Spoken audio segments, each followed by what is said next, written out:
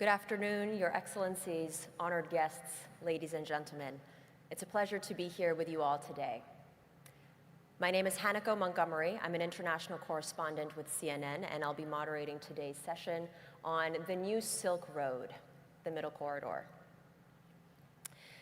Since geopolitical tensions like the Russian invasion of Ukraine have disrupted traditional trade routes, new pathways like the Middle Corridor are gaining more and more strategic significance. In 2024 alone, over 4.5 million tons of cargo was transported through the Middle Corridor, which is a 63% year-on-year increase.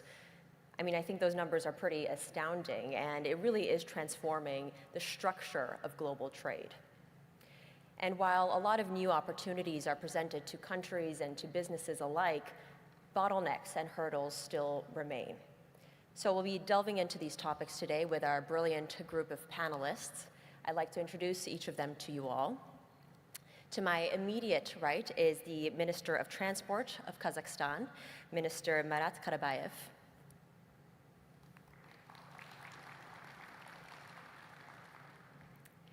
We also have today Mr. Kyriakos Karoris, the Vice President of the European Investment Bank. Also today, we have Andreas Mate, Chief Executive Officer of the Austrian Federal Railways Company. We also have Mr. Rogerio Mendonca, President of Freight Equipment at Wabtec Corporation. Please also welcome Mr. Konstantin Limitovsky, the Chief Investment Officer at Asian Infrastructure Investment Bank.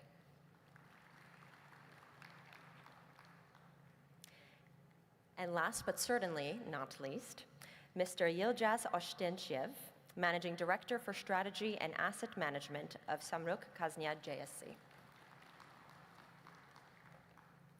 Now, before we begin with questions, I'd like for each of you to start with a brief opening statement. 2 minutes, please, as we have a lot of questions to get through. Mr. Minister, please begin. Here's fine. Well, welcome, Ms. Montgomery. Welcome, everyone. I was supposed I had a great speech here, telling what we are doing or how fast we are growing. But when I look at the audience, I see I know most of them, of those people, they are more experts than me. So I think that no need to give this speech. They know what is happening in this market.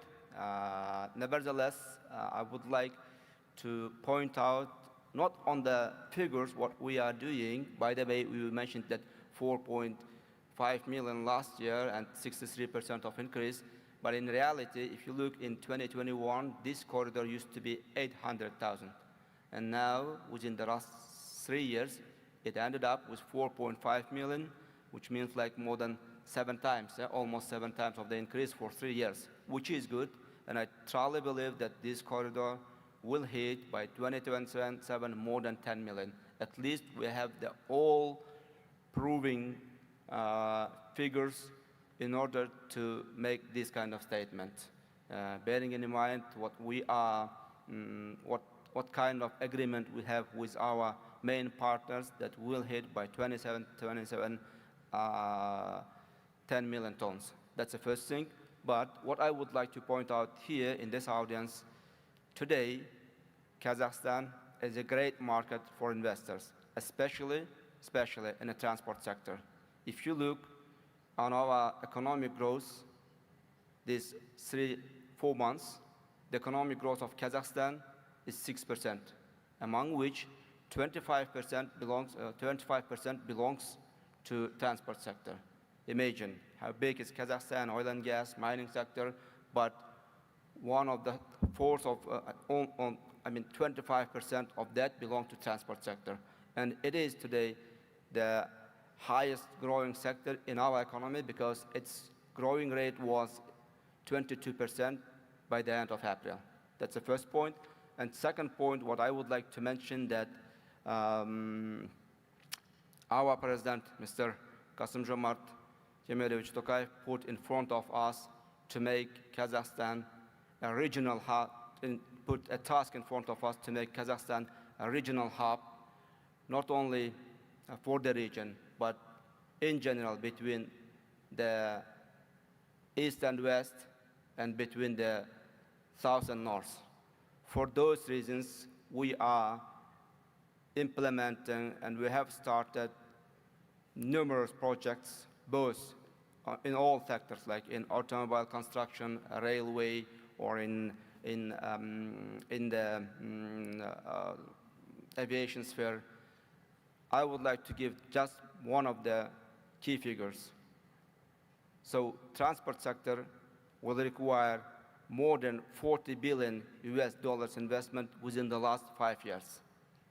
So for example, in a road construction, this year we are starting the new projects with a total sum of almost 7 billion US dollars. For 1 year, we are starting the new project with a total sum 7 billion. An extra new projects in a railway, for example, more than 3 billion. What I mean is, like, if we consider the upcoming 5 years of the more than 40 billion US investment, 40 billion US dollars investment, then only this year we are starting the huge, big infrastructure projects with a total sum of more than 10 billion US dollars. So welcome everyone. This is a country to invest, and this is a country that your investment is secure and your investment will bring beneficial and money back to the investment that we have done. Thank you. Sounds like you're kept very busy, yeah? Yes, Mr. Kakouris, please.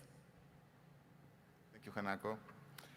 Let me begin by expressing my gratitude to our host for convening this timely and forward-looking discussion. It is an honor to represent the European Investment Bank and, more broadly, the European Union's strategic commitment at this significant forum in Astana. We gather at a pivotal moment for global trade and connectivity. Kazakhstan, historically, at the heart of the Asian Silk Road, is once again asserting its centrality as a connector of continents. Its geographic position, resource endowments, and growing ambition, as we just heard it from the minister, make the country a natural partner for Europe, as well collectively navigate the shifts shaping for global economy. The European Union's strategy for Central Asia is built on a foundation of mutual respect, sustainability, and connectivity. Our shared interest, from energy security to sustainable development, underscores the need for strengthened cooperation. Through initiatives like the EU's Global Gateway, we are investing in smart, clean, and secure links across transport, digital, and energy sectors, all areas where Central Asia and Kazakhstan in particular have a critical role to play. At the European Investment Bank, the EU's financial arm, we see this cooperation in action. We have long supported cross-border large investments that foster integration, from road and rail infrastructure to clean energy and climate-resilient water systems. As the EU Climate Bank, we are also helping to align these investments with the goals of the Paris Agreement and the green transition. Partnerships are essential. That means strong cooperation between governments, multilateral institutions, and the private sector. At the EIB, we leverage our financing tools to de-risk investment, crowding private capital, and support innovative projects. From green logistics to digital infrastructure, we are ready to do more with partners in the region, especially in areas that improve regional connectivity, strengthen resilience, and unlock new markets. And I have to say, I'm very privileged because I just had a bilateral meeting with the minister, and I heard also extensively the plans of the country. It's the commitment for investments for the transport sector. It's there, and what I have to say always is that cooperation is the way that it's going to really assist the country to succeed their targets. Thank you. Thank you very much. Mr. Matei? Yeah, ladies and gentlemen, it's an honor to join you here in Astana for this high-level discussion and the future of the Iron Silk Road and the Middle Corridor.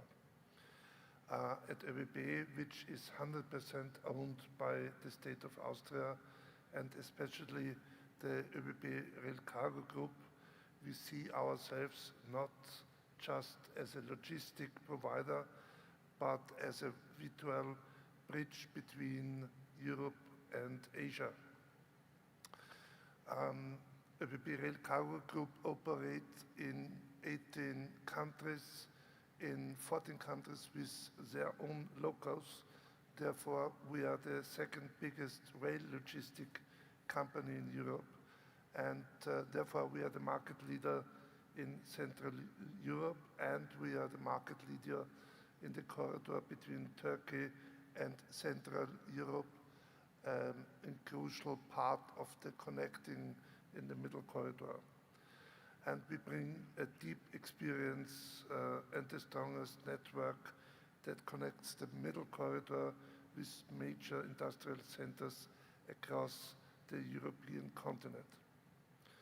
And the Middle Corridor, of course, is a game changer. It offers resilient route connecting east and west, one that aligns with our mission for sustainable, secure and efficient rail logistics. Kazakhstan plays a central role in this corridor, and we are committed to supporting its development through partnerships and innovation. And we believe this corridor has the potential to reshape Eurasian trade, and ÖBB Rail Cargo Group is proud to be part of that journey. Thank you. Thank you very much. Mr. Limitovsky.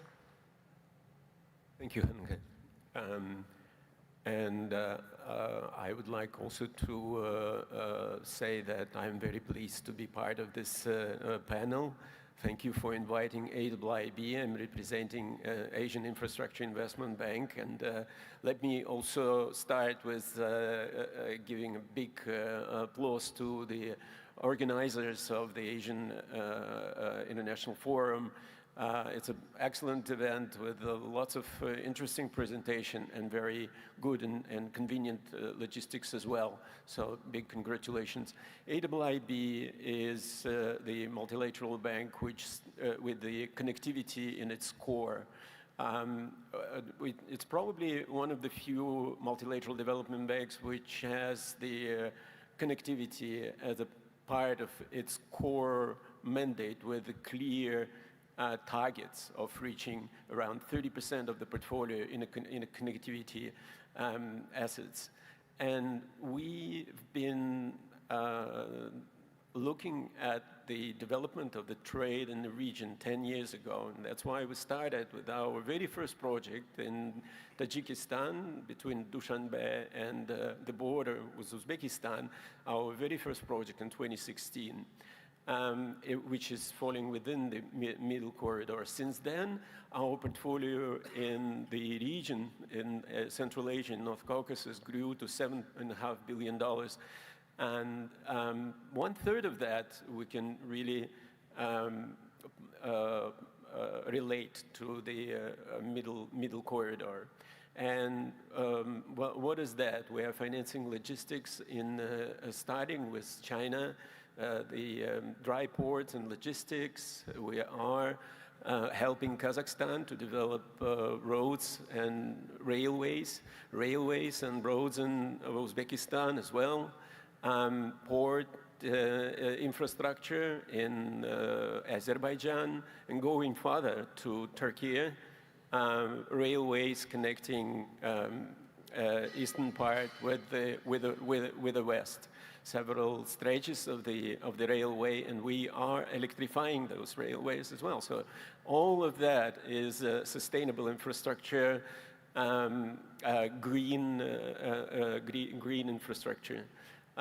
We recognize the importance of the diversification of the routes in this region. And indeed, Hanneke, you mentioned that the tremendous growth of the recent period, but there was also gradual growth over the last 10 years. But indeed, it's explosive growth over the last few years, and that would require further investments into infrastructure. We are standing ready. Our portfolio, our pipeline is also rich of the project supporting connectivity. Our members in that theme. So let me stop here. Thank you. Thank you very much. Mr. Mendonca. Yes, first, it's a privilege to be here, part of this panel, such an important discussion. Very encouraged by the conversations happened yesterday and some of the conversations we've had with other people in Kazakhstan. A couple of comments that call special attention: the focus on the pragmatic approach, pragmatic investments, and the resilient systems, resilient operations. This is something that connects very well with what we do.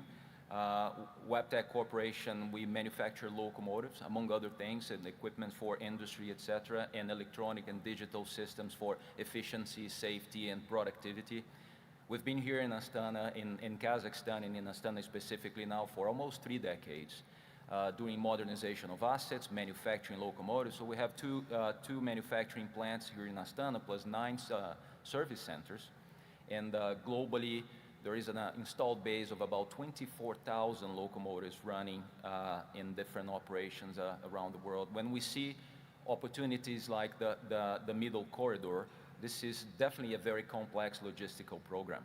And it brings all of the elements of efficiency, reliability. So that's why the concept of resilience, resilient operating systems, this is something that makes a lot of sense. And I think it talks a lot to how we believe we could contribute to the development of the system.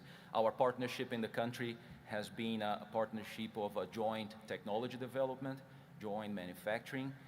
We have just recently increased the size and the volume of our operations in Kazakhstan. And as I mentioned, very encouraging to see the messages, very encouraging to see the approach. And that makes us even more comfortable in continue to partner and continue to invest in the country. Thank you. And Mr. Otantyev. Dear guests and participants of the panel, Samruk-Kazyna is the sovereign wealth fund of Kazakhstan with a total assets of $82 billion under management. Our portfolio companies operate in all strategic areas, including oil and gas, energy, uranium production, telecom, metals and mining, as well as transport and logistics.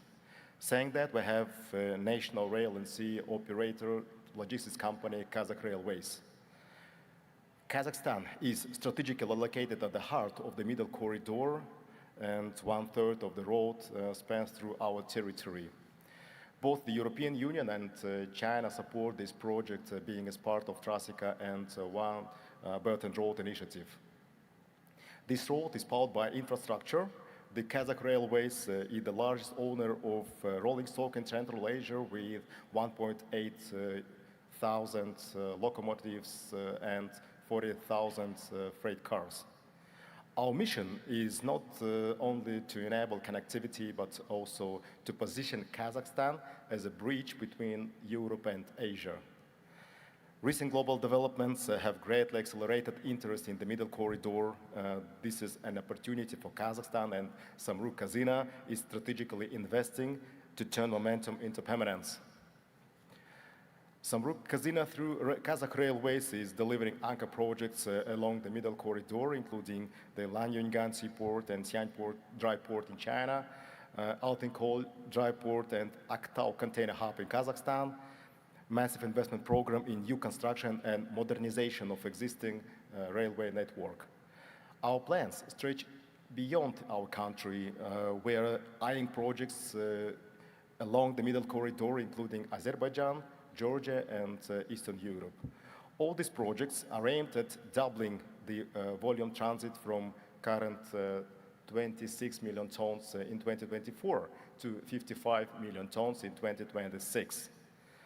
For investors, this is an opportunity to be part of the next chapter of Eurasian trade, one that's green, resilient, and commercially rewarding. Thanks. Thank you very much.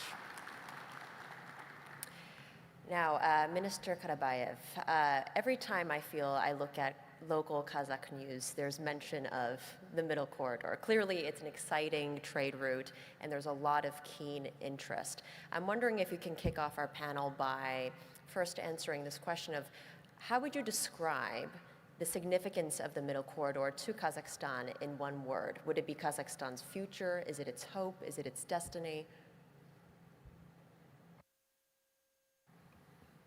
I would describe it with a word. This is a transit corridor between Europe and Asia through Kazakhstan.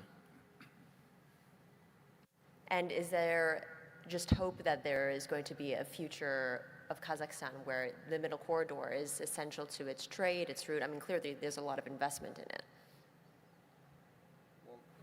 it. If we look on the future of the Middle Corridor, of course, as any corridor that is just being opened or that is emerging, it has some its bottlenecks in terms of the capacity of the vessels, ships, etc., etc. But as I have already mentioned, so what we have today, as I mentioned, it used to be 3 years ago only 800,000 tons. Today we have 4.5 million tons. And we just discussed before it also, so what we have, one, we have a solid contract from the east, the goods to be transformed to Europe, and the volume increase 10 times up to 2029. This is only transit by container. And we have our own exporters using this corridor and going to Europe, both like metal, steel, aluminum, copper. This is also a possibility for our manufacturing companies to go to Europe. That's the second. And third issue that we are discussing and that we are promoting to export our oil by using this corridor and going to BTC. So summing up all of them, we believe that within the upcoming 3 years, I mentioned before 2027, that's a target that we are putting, and I'm sure that we will have more than 10 million. That's one point. And second point, this is going to be a viable and corridor that opens the big future for Kazakhstan's transport sector, both for exporting our goods and what is more important, for making a good, robust transit corridor. Thank you. And I think some of our panelists touched on this topic, but clearly the Middle Corridor is not a simple, seamless trade route. It's quite complex. There are many different factors at play. How is Kazakhstan coordinating logistically and politically with neighboring countries to ensure smoother trade? Well, the main thing here I would like to mention that our railway companies between Kazakhstan, Azerbaijan, and Georgia, they created one single company, and this company is operating, being a same company for the whole corridor. And what is more important now, China is joining this single company. So these 4 main countries on this road, they are managing all the issues as long as they have a share by 25%. This is for their interest as long as they have the same amount of the share, and they are working on eliminating all the bottlenecks. With regard to Kazakhstan, we are investing on the bottlenecks, on eliminating of the bottlenecks of this corridor, more than roughly about, I suppose, in general, only in the railway sector, about $4 billion US.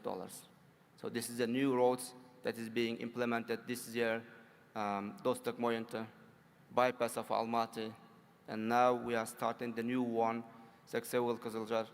These are the new roads only on the railway construction. At the same time, the business is asking the corridor to be the green one. And on that perspective, we are discussing with our locomotive producer, with our local company, with Waptec, on using LNG during the transportation of this corridor. So we are meeting the upcoming requests and demand from the business, and being not only green, but also agile, making this corridor. So answering to your question, the main thing, what we are doing is to solve the bottlenecks, is to we created the single company with a basis, with an office here in Astana International Finance Center. And this one company, single company, is eliminating, working on eliminating all the bottlenecks and giving door-to-door and one-stop shop service to the customers. Thank you. Thank you. And Mr. Kakouris, of course, the strategic significance of the Middle Corridor is very much front of mind now due to the Russian invasion of Ukraine, other geopolitical tensions. I'm just wondering if you can kind of encapsulate and capture what exactly Europe is hoping to achieve through cooperation with Kazakhstan, through development of the Middle Corridor. First, very short, sorry, very short answer, like the minister said before. It's just, I think we have to bring Central Asia closer to Europe for trade and mutually. So, but connectivity today is not just about hard infrastructure. It's not just about roads. It's about creating resilient, efficient, and sustainable trade routes that respond to the needs of 21st century and the needs of the people of today's. It is about ensuring that countries like Kazakhstan and its neighbors are not just transit points, but value-added hubs integrated into global supply chains. And it's about building digital, energy, and transport corridors that work for people, the environment, and economies alike. Looking ahead, the EIB tends to proceed with different large financing operations that reforms the EU commitment to building sustainable connectivity across the Trans-Caspian route and the region. By establishing the Trans-Caspian Partnership, the EU is better positioned to support the development of energy and trade infrastructure in the region. It is Europe's strategic interest to promote, to promote these connections, ensuring that the countries of Central Asia can deliver their trade routes, strengthen resilience, and expand economic opportunity. Thank you. And should the Middle Corridor develop in the way that Kazakhstan looks to do and in the way that Europe looks to do, how do you think it will change Europe's sphere of influence?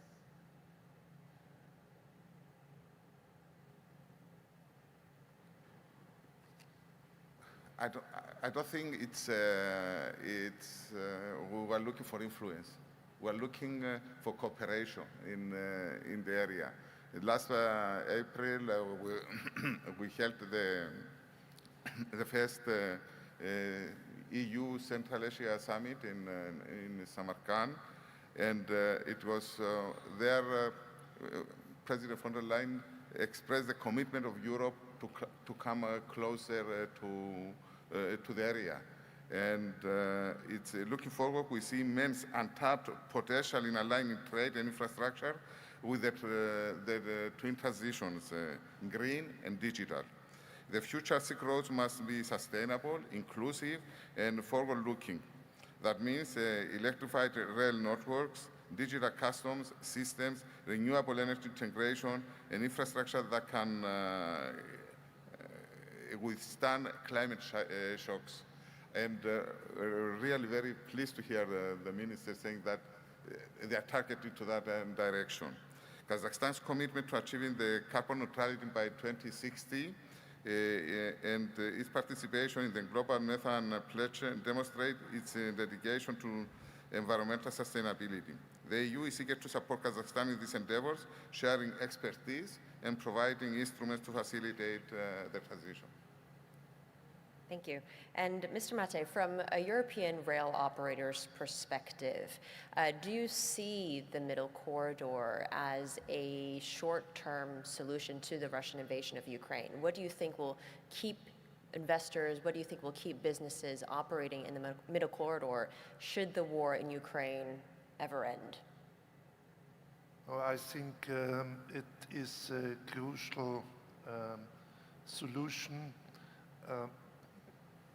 and is reliable and alternative for other, let's say, traditional routes. You said already the North route.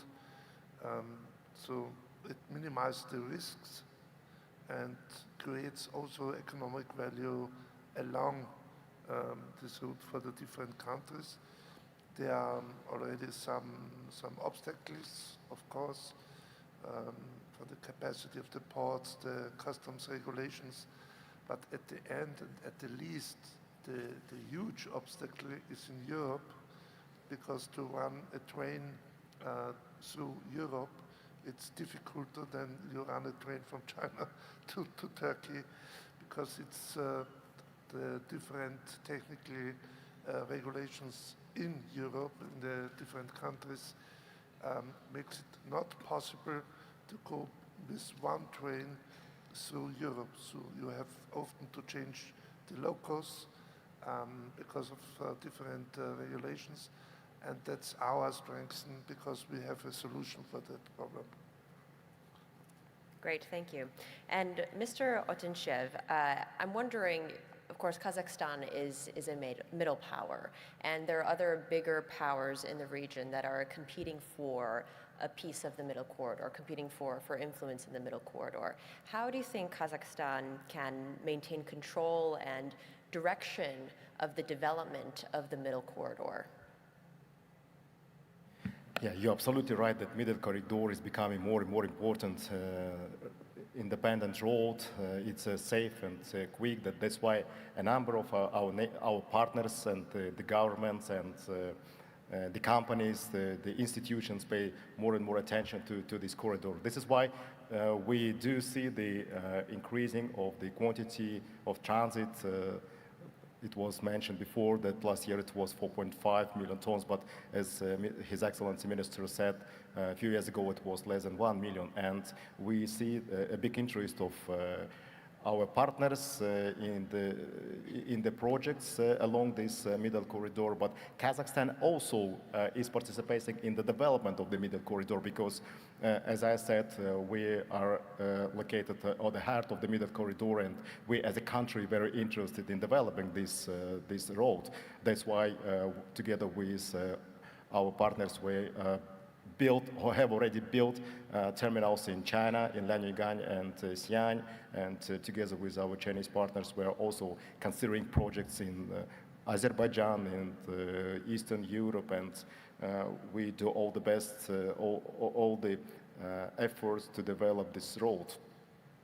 And what are the challenges we see regarding the development of the middle corridor? There are a few bottlenecks. Sure, this is the infrastructure, and the second is the soft infrastructure. And regarding the railway infrastructure, we're trying to develop implement a number of projects in Kazakhstan, including the construction of new rail lines and the construction of second lines by modernizing and increasing the capacity.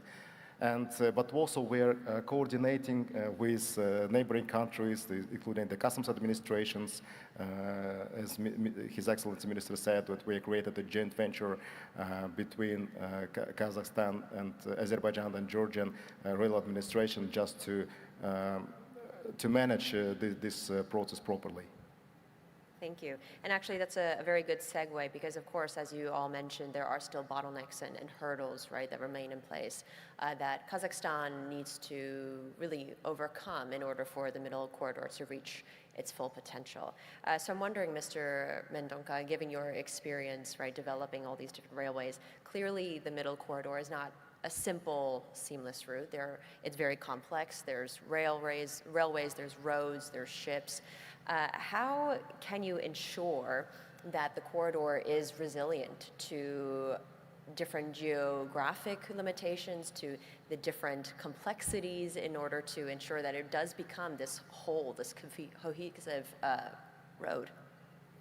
That's a great question because it touches the core of when we define the resilient operations and the definition of operational efficiency. I think the corridor, as discussed before, it brings all of these geographical and operational challenges and operationals associated with the range, associated with temperatures, associated with locomotive operational aspects. And I think one very important factor that has been a really pleasant experience with KTZ in Kazakhstan. There is a group of technical experts that know exactly what they need to operate the railroad as you described with efficiency and reliability. When we design a project with our customers, I think the core of our design principle is based on driving reliability, driving efficiency, and efficiency from a safety perspective, from a fuel perspective. The minister touched the aspect of sustainability. And we've been engaged with the local teams on developing what we call innovation with purpose. And innovation with purpose is looking at the challenges, the specific challenges of the line, at the specific challenges of the expected operation, and designing something that will fit that. So I mentioned earlier that we build these locomotives here in Kazakhstan, and these locomotives are very unique. They were designed and fit for the specific purpose. And as we navigate into the next technology of locomotives, which is part of the conversations we're having here this week, we want to make sure that we're incorporating these new aspects associated to sustainability, but fundamentally to reliable, resilient operation. Because when you're running a corridor of that level of complexity and with that level of density, you cannot afford a system that fails. You need a system that has a historical, proven reputation of reliability. And I think all of the different actors involved in this process, they take that very seriously. And we found here in Kazakhstan a group of technical experts, both on the rail operation side of KTZ and our teams and inside WebTech that understand that logic. And they work tirelessly on getting to the right answer for that. I think you mentioned climate change, right, and this need for the middle corridor to be green. And actually, it's something that the president touched upon during his session yesterday when he mentioned that Central Asia was one of the regions most affected by climate change. I'm wondering how the middle corridor can be resilient, right, a key word that you described, to climate change when it's really, part of it is sort of out of our control. Yes, and I think when we talk about the operation of the corridor, again, from a rail perspective, there's been a historical evolution on sustainability in general. And I go back to the concept of innovating with purpose. If we take, for example, the locomotives that used to operate in Kazakhstan a decade ago, when you modernize these locomotives, they generate over 30% of fuel efficiency. And when we talk about fuel efficiency, we translate that directly to reduction of carbon emissions. So a new locomotive model, the Evolution series locomotives that Kazakhstan operates today, they are 30% more efficient than the older technologies. So that alone is an important step. And I mentioned at the beginning also the electronic systems that drive more efficiency, that drive more safety and productivity to the rail. And I think those things build up in answering that equation of longer-term sustainability. And that's an important concept of innovating with purpose, making investments at the right time, making investments at sustainable, proven technologies that will drive the operational efficiency that's required while navigating through the sustainability equation. Thank you. And Mr. Mendonca touched on, of course, security, right? And I think with any trade route, security is, of course, a very key concern. We're seeing that, of course, with Russia as well, traditional trade routes affected. So, Mr. Limitovsky, I'm wondering, how can the Middle Corridor, what kind of contingency plans can be implemented in the Middle Corridor to sort of safe-proof and future-proof it in the event of any future geopolitical risks or security concerns? Thank you, Hanka, for this very important question. And I think to answer that, you need to look at the events which is happening in the region itself. So when we talk about the Middle Corridor, a majority of us, we're talking about the transit capacity, the transit potential. But we at AIIB believe that unless you incorporate the intra-regional trade, unless you would count on the development of the intra-regional cooperation, you cannot really count on the real prosperous development of that route or system of those. And over the last 3 years and longer, we can see, 5 years probably, is the right term, we can see that there is a tremendous and very great development of the international and intra-regional cooperation. I give you one example. Last year, we financed, together with the World Bank, ADB, us, and the consortium of the lenders from the Middle East, the Ragun hydropower project. That's the project which I remember was, I think that I saw the date. It was the date of my birth on the design documentation. Original. So the project is going to be completed very soon. It's the hydropower project in Tajikistan. And this is going to be a big transformative project, bringing the power to not only to Tajikistan, but also to Uzbekistan and Kazakhstan in the future, to Afghanistan. And it became possible because of the higher cooperation. One of these days, there was allegedly the tensions around this project which could bring to the war between the countries. And now they are cooperating in this project. And we have many other examples. We are working today in the big hydropower together with our partners in Kyrgyzstan. And the same, there is Kazakhstan, Uzbekistan are formally participating there. This is a power project. Excellency, the minister mentioned the recent creation of the company which would facilitate the soft infrastructure around the Middle Corridor. That's a tremendous development, and it's a result of the huge effort and cooperation. This country knew about the benefit of that, but it's happening now. So this is the new potential. We at AIIB, when we look at the projects which we have financed around the Middle Corridor and everywhere else, we among the other thing, we look at what is to the people of this country in that project.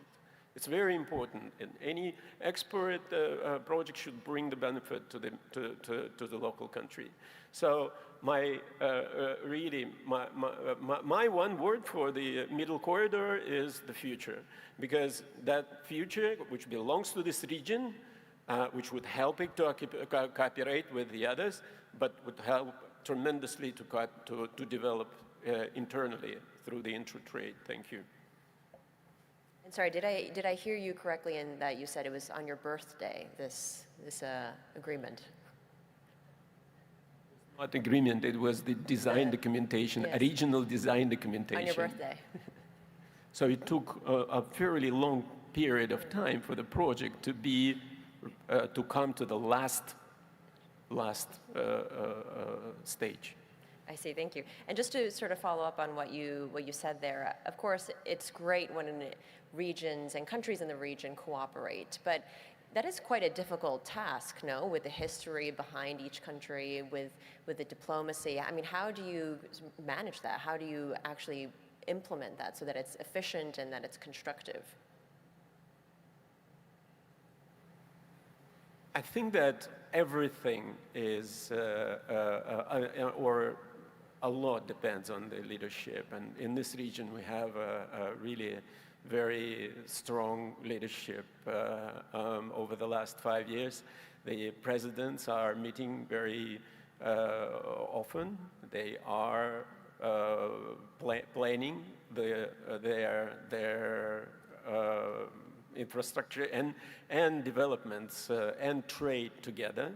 So, and this is the big development over the last period, and we can clearly see that it is progressing.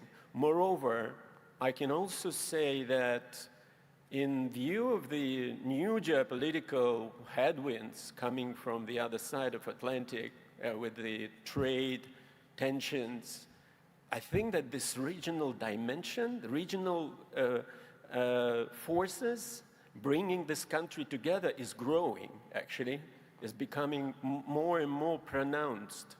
And we can see it in all the sectors which we are following, and these are the key infrastructure sectors. There is increased cooperation between the countries, and everything starts with the political commitment of the leadership. Thank you. Actually, and on that note, of course, what's happening on the other side of the Atlantic, the United States, tariffs, right? Tariff policies, it's definitely front of mind for many countries and many economies. I'm wondering, I mean, this is a question for anyone on the panel, how the US President Donald Trump's tariff plans actually affect or perhaps present an opportunity for the Middle Corridor and any countries that want to collaborate.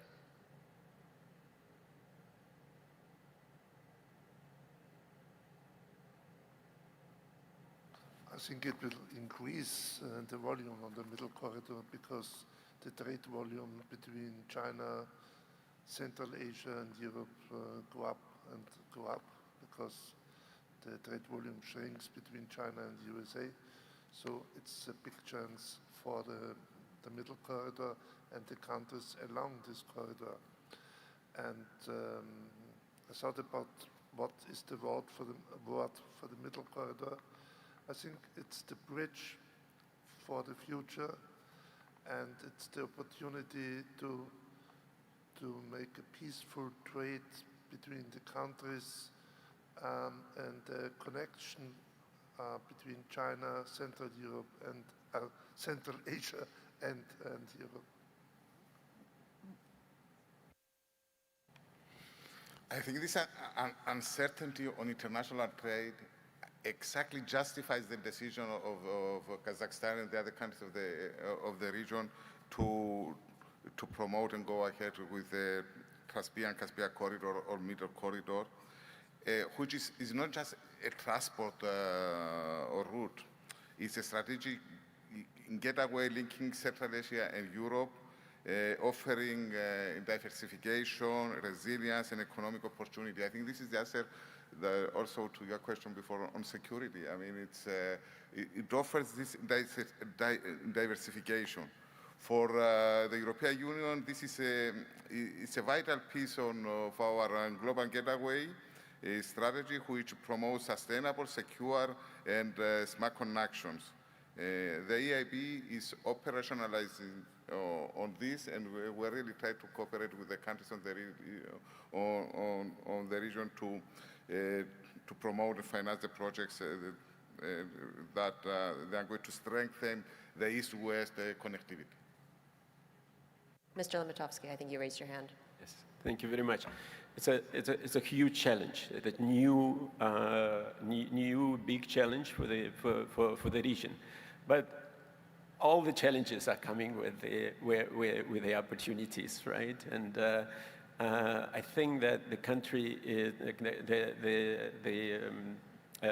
we are revitalizing the ancient Silk Way in order to really bring the diversification to the roots between East Asia, through Central Asia, involving Central Asia to European part. And this is the new old route which is emerging because it is becoming more efficient, it is becoming a real alternative for the possible disruptions of the other routes, and which would play its important role growing more, maybe not that quickly reaching the level of the Northern Corridor, but nevertheless becoming a security for that great cooperation between East Asia, not only China, East Asia and Southeast Asia and Europe. It's like learning from history to create something new, I think is the sentiment here. Gentlemen, I think we're slowly running out of time, so just a final question for you all to answer individually. Maybe we can start with you, Minister Karabayev. In one sentence, or maybe two, what is the single most important thing that needs to be achieved or needs to happen for the Middle Corridor to be fully at its capacity, to be fully functioning and running in the next 5-10 years? Maybe two words, two sentences. One is that we need to eliminate all the bottlenecks. So we have a signed roadmap, what country, what should do, what country, what should do, yeah? What should be done in each country. That's one sentence. And second one is the goods should be vice versa. Now the goods are going from China and from Central Asia to Europe, but we need to have a goods from Europe to China or Central Asia. This is the two main things that I would like to highlight. By the way, coming back to the question about the climate one, I would like to make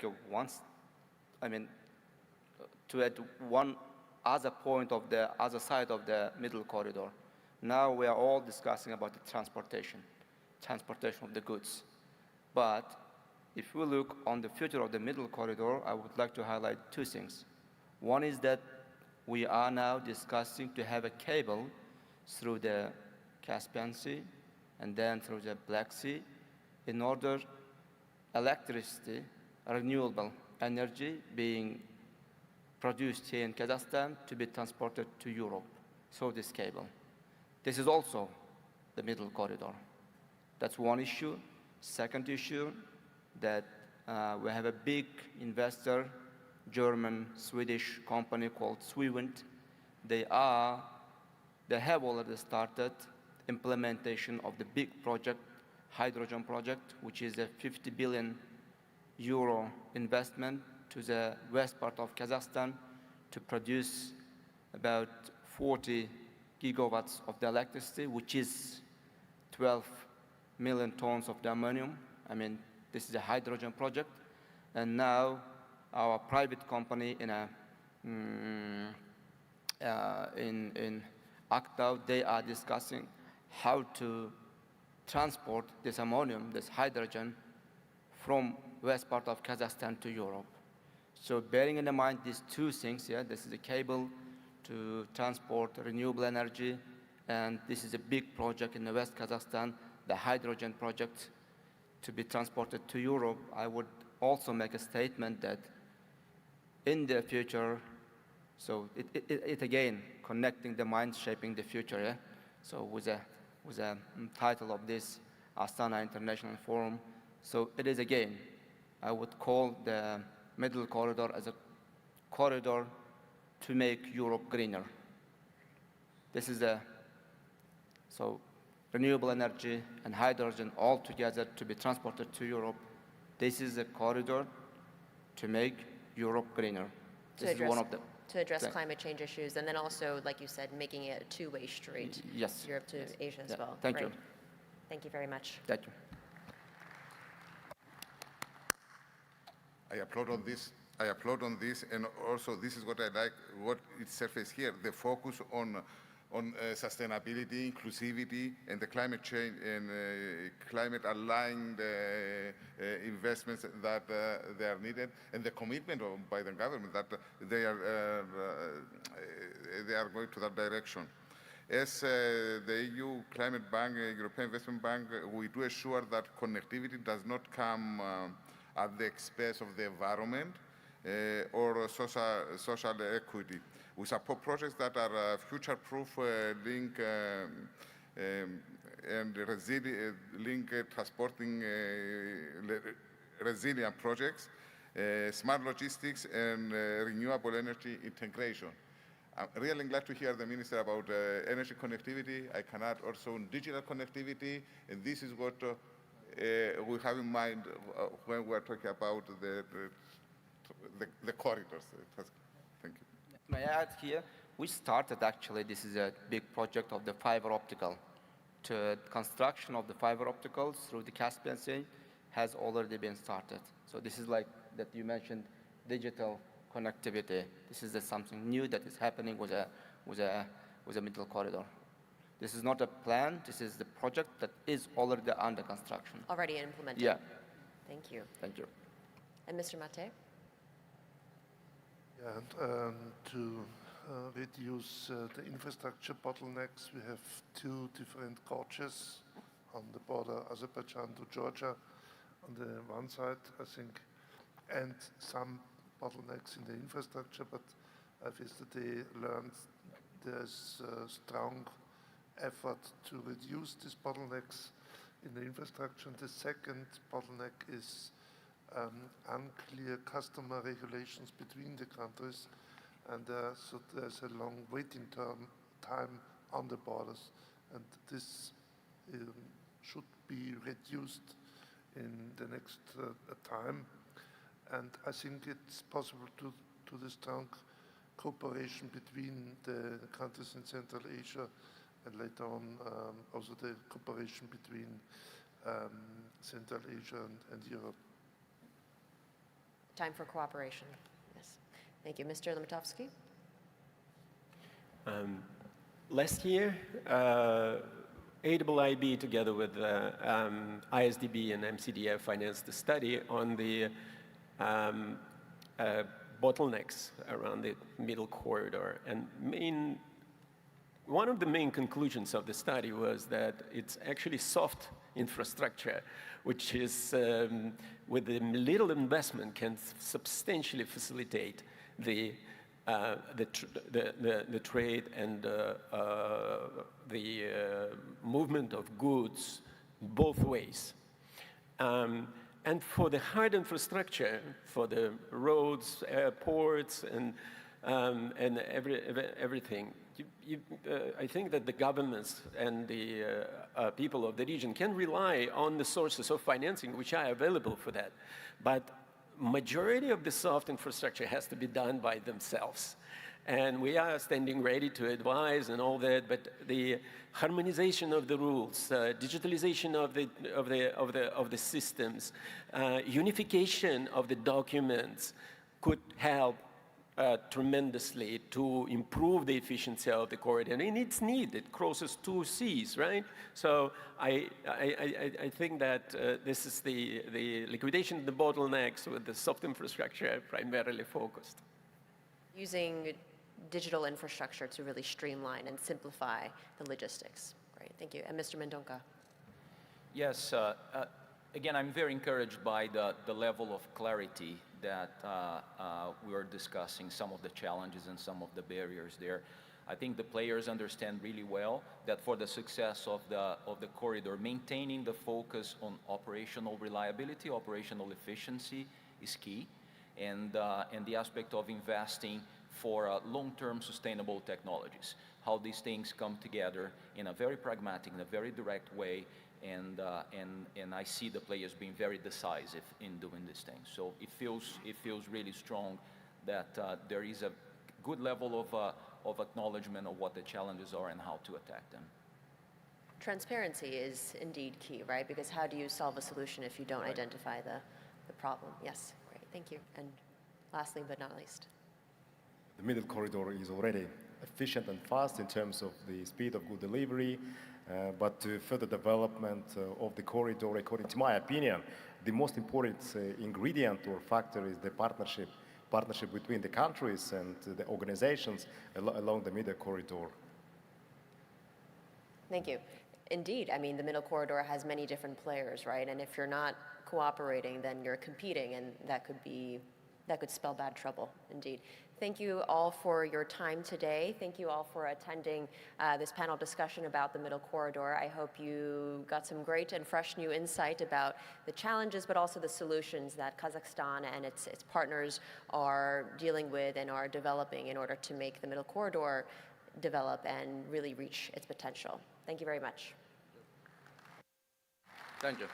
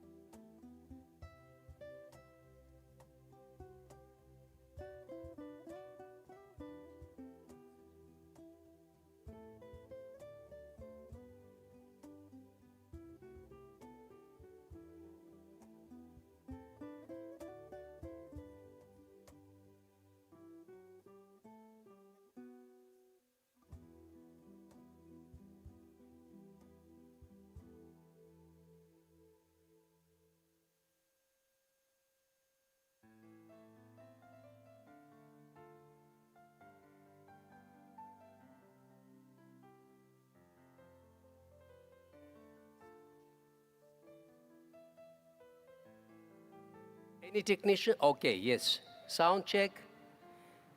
You can hear. Great, thanks. Okay, testing, okay. Good afternoon, and thank you for joining us on this second day of the Astana International Forum. My name is Darren Spink, and I am a US-based research fellow with the Henry Jackson Society, and it is a pleasure to be back in Kazakhstan. 7 months ago, I had the opportunity to speak here at the Astana Think Tank Forum, where we discussed the very issue we will focus on today, middle power diplomacy. As I emphasized during my visit to Kazakhstan last October, the global order has shifted from US-led unipolarity to a multipolar reality, a transition that President Trump's restructuring of global trade and defense policy has only accelerated. In this new landscape, middle powers like Kazakhstan have a vital role to play in balancing great power competition. Kazakhstan's position as a supply chain anchor, particularly through the Middle Corridor, offers a stabilizing force for global trade by reducing vulnerabilities to external shocks. And as I wrote in a recent report on Kazakhstan's strategic importance as a middle power, the country's multi-vector foreign policy enables it to maintain strategic neutrality while cultivating strong relationships with both its powerful neighbors and the West. In this emerging world order, middle powers will increasingly shape international norms, build issue-based alliances, and serve as mediators for global challenges, whether through diplomacy, economic strategy, or regional security arrangements. Joining me today are 4 prestigious panelists with deep expertise in multilateral institutions, global governance, and middle power diplomacy, each of whom brings a unique perspective to this important discussion. Our panelists today are Akan Rahmatulin, Kazakhstan's first Deputy Minister of Foreign Affairs. Deputy Minister Rahmatulin previously served as Kazakhstan's permanent representative to the United Nations, ambassador to Pakistan, Director of the Department of Multilateral Cooperation at the Ministry of Foreign Affairs, and Deputy Permanent Representative to the United Nations. Also joining us today is Secretary General Kairat Saribay of the Conference on Interaction and Confidence Building Measures in Asia. Secretary General Saribay has served as Kazakhstan's Deputy Foreign Minister, Executive Director of SICA, and as Ambassador to Turkey, Germany, Austria, and Slovenia, as well as permanent representative of Kazakhstan to the international organizations in Vienna. Also joining us is Michel Duclos, Special Advisor for Geopolitics at France's Institut Montaigne. I apologize if I'm mispronouncing any names today. Ambassador Duclos was previously France's ambassador to Switzerland and Syria, diplomatic advisor to the French Minister of the Interior, and Deputy Permanent Representative to the United Nations. And finally, Ambassador Thomas Greminger, Executive Director of the Geneva Center for Security Policy. Ambassador Greminger formerly served as Secretary General of the Organization for Security and Cooperation in Europe, and as Switzerland's ambassador to the OSCE, the United Nations, and other international organizations in Vienna. I'd like to start with First Deputy Minister Rahmatulin. As I noted, sir, during my opening remarks, multipolarity is here, and its future will, in large part, be shaped by the middle powers represented at this conference.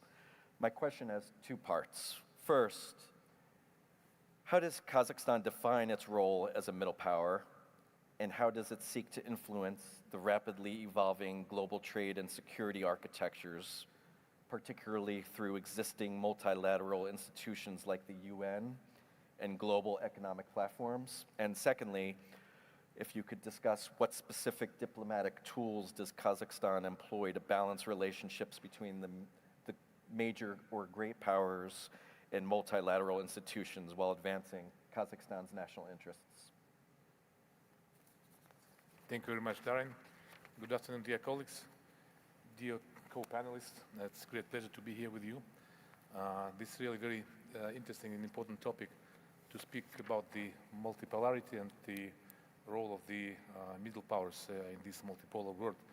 And Darin, at your opening remarks, you mentioned that there was to some extent, unipolar. Before that, it was bipolar when it was Soviet Union, but then it became a unipolar.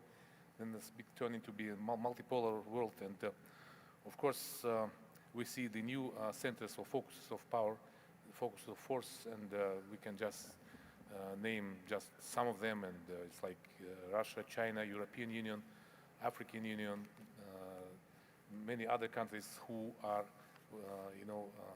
evolving in new conditions, and it entails, both opportunities and challenges, of course. Opportunities that these countries may define the world they want to live in, and just to be equal partners and hearing and knowing needs of each other. The challenges are also numerous. They may face some kind of resistance from, as we say, bigger power, and some kind of situation where they are kind of prevented to influence the global situation. Actually, there is no clear and legally agreed definition of who middle power is, but if we just could find out the common denominator, I would say that it's a country which is quite sustainable, who is very active not being like having great trade turnover with others, but country which is deeply and actively involved into international areas. And here I just wanted to refer to my experience when we were part of the United Nations Security Council. First it was our campaigning, and then we were serving there. And before joining that, we were warned that you have to be very cautious and to be very sober, because it's an entity of five power countries, and I mean permanent members, and elected 10, so-called E10. So, and it's not necessarily that the voices of E10 will be definitely listened and heard by P5. Like big guys will be doing their own work, what they used to do, and just telling the elected or non-permanent members of the Security Council, please guys, go and play somewhere on the sandbox, don't spoil with us, I mean, don't interfere with us. But eventually, and these days, it shows that it was not the case. The voice of so-called E10, so elected or non-permanent members of the Security Council, is really heard and taken into account. And this, I may say that this E10 may refer to what middle power is. Countries which are quite active and not just benevolent with what they have already. And just wanted to outline the role, why middle powers are so important these days. It's just because they balance interests between big powers. The balance is the main prerequisite for peace and stability. If there is no balance, it's absolutely clear that there is no peace and sustainable development, whatever it entails. Secondly, the middle powers often act as the peacemakers or mediators, and just this example of Kazakhstan, I may refer to various initiatives we put forward from the time we got our independence, and we consistently moving that forward. Apart from that, I just wanted also to mention that about active participation of middle powers in various arrangements, be it political arrangement or regional global organizations. And these countries are really trying to, as I said at the very beginning, to change the status quo and to produce the ideas or produce forward-looking vision just to overcome the impasse sometimes and very often our world standing in. If I just may refer to the second question, what kinds of tools Kazakhstan may use being the middle power, I think, yes, Kazakhstan is a middle power in terms of its classical terms. We try to be, especially in the Eurasian region, as vocal, as active, and as constructive as possible. Of course, it is stipulated by various factors. First, of course, is geopolitical location. Our neighborhood, geographical neighborhood, it's not very easy, particularly these days. We are the biggest landlocked region, and Kazakhstan, being the biggest landlocked country, is trying to be very constructive in overcoming this vulnerability and to go further and not to be isolated with this, within this geographic reality, but to go further on. And this what identifies our foreign policy, which has been, as we call it, multivectoral or multidimensional, and I think it justified what we've chosen. We are friends to all and enemies to none. This, again, one of the main, I would say, characteristic of the middle power. And as an example, I may say that, referring back to that, we are trying to actively participate in different arrangements and to produce some kind of, acceptable product or acceptable initiative that would lead our world to a safer world. I just wanted to name some of them. It's withdrawal of our nukes 33 years ago, and I remember that there were some countries, some powers who warned us not to do that, but it should be one kind of, the nuclear stick in this part of the world, but we very deliberately and without any hesitation just got rid of that. Then our multilateral initiatives, for example, the convening and creation of SICA, the Conference on Interaction in Confidence Building Measures. I think I pronounced it right this time. And we have Secretary General of SICA, who would later speak about that. And no one expected that it would turn into the real full-fledged regional organization, a security organization, and confidence building organization, but this is the case. Apart from that, of course, the initiatives like, to create International Agency for Biosafety and Security, because the biological weapon or biological substance remain the only type of weapon unattended.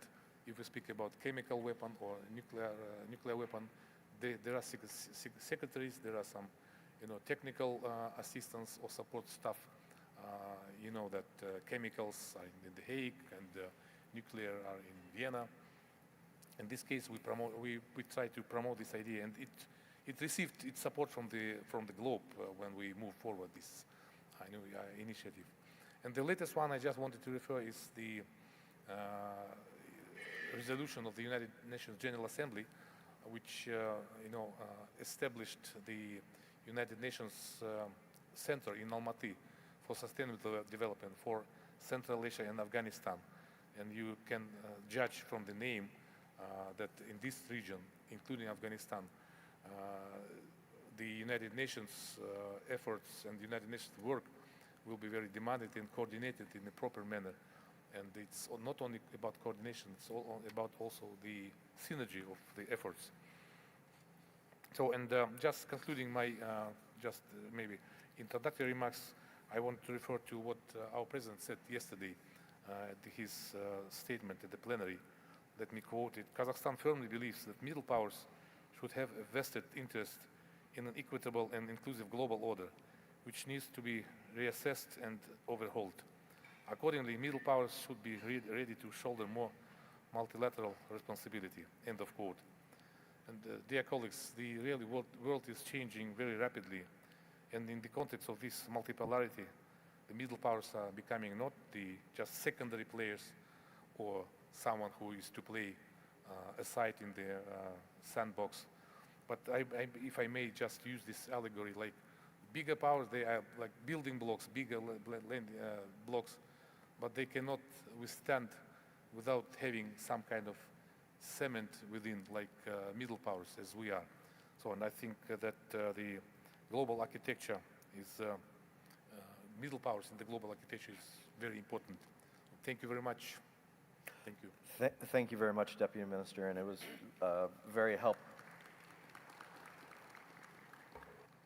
It was very helpful that you provided a definition for middle powers, and I think it was extremely illustrative how you described the balance of interests between the ability for middle powers to balance interests between the great powers. And I'd like to, during the other speakers' remarks, I'd like to also invite you to provide your own definitions of middle powers if you so wish. And for all speakers, please feel free to also respond to anything that a previous speaker said.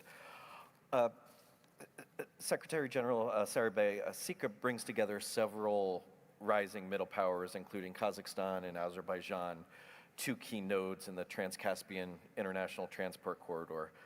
I also have two questions for you. In your view, first, how can regional confidence building mechanisms help middle powers navigate great power competition while preserving regional autonomy, particularly through multilateral organizations?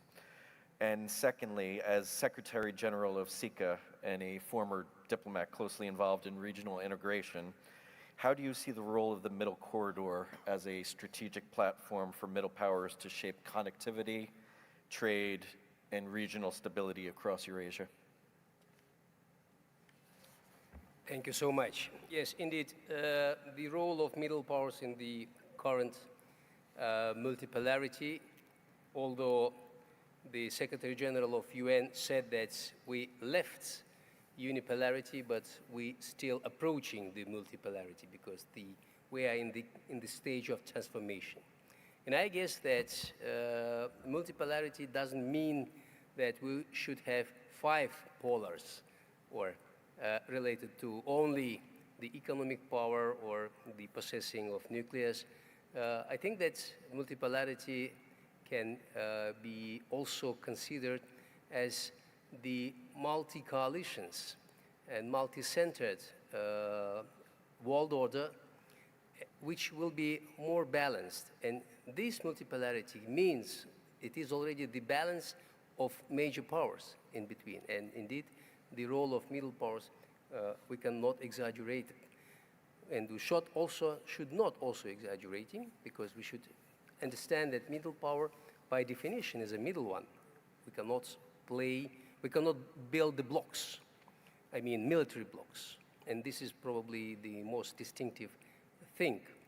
SICA that I do represent, although I will deliver all remarks on my own behalf, and my observations will not bind any of SICA member states, although I do believe that my humble experience tell me that I have to be very cautious because I'm still in office. So what is the idea of connectivity?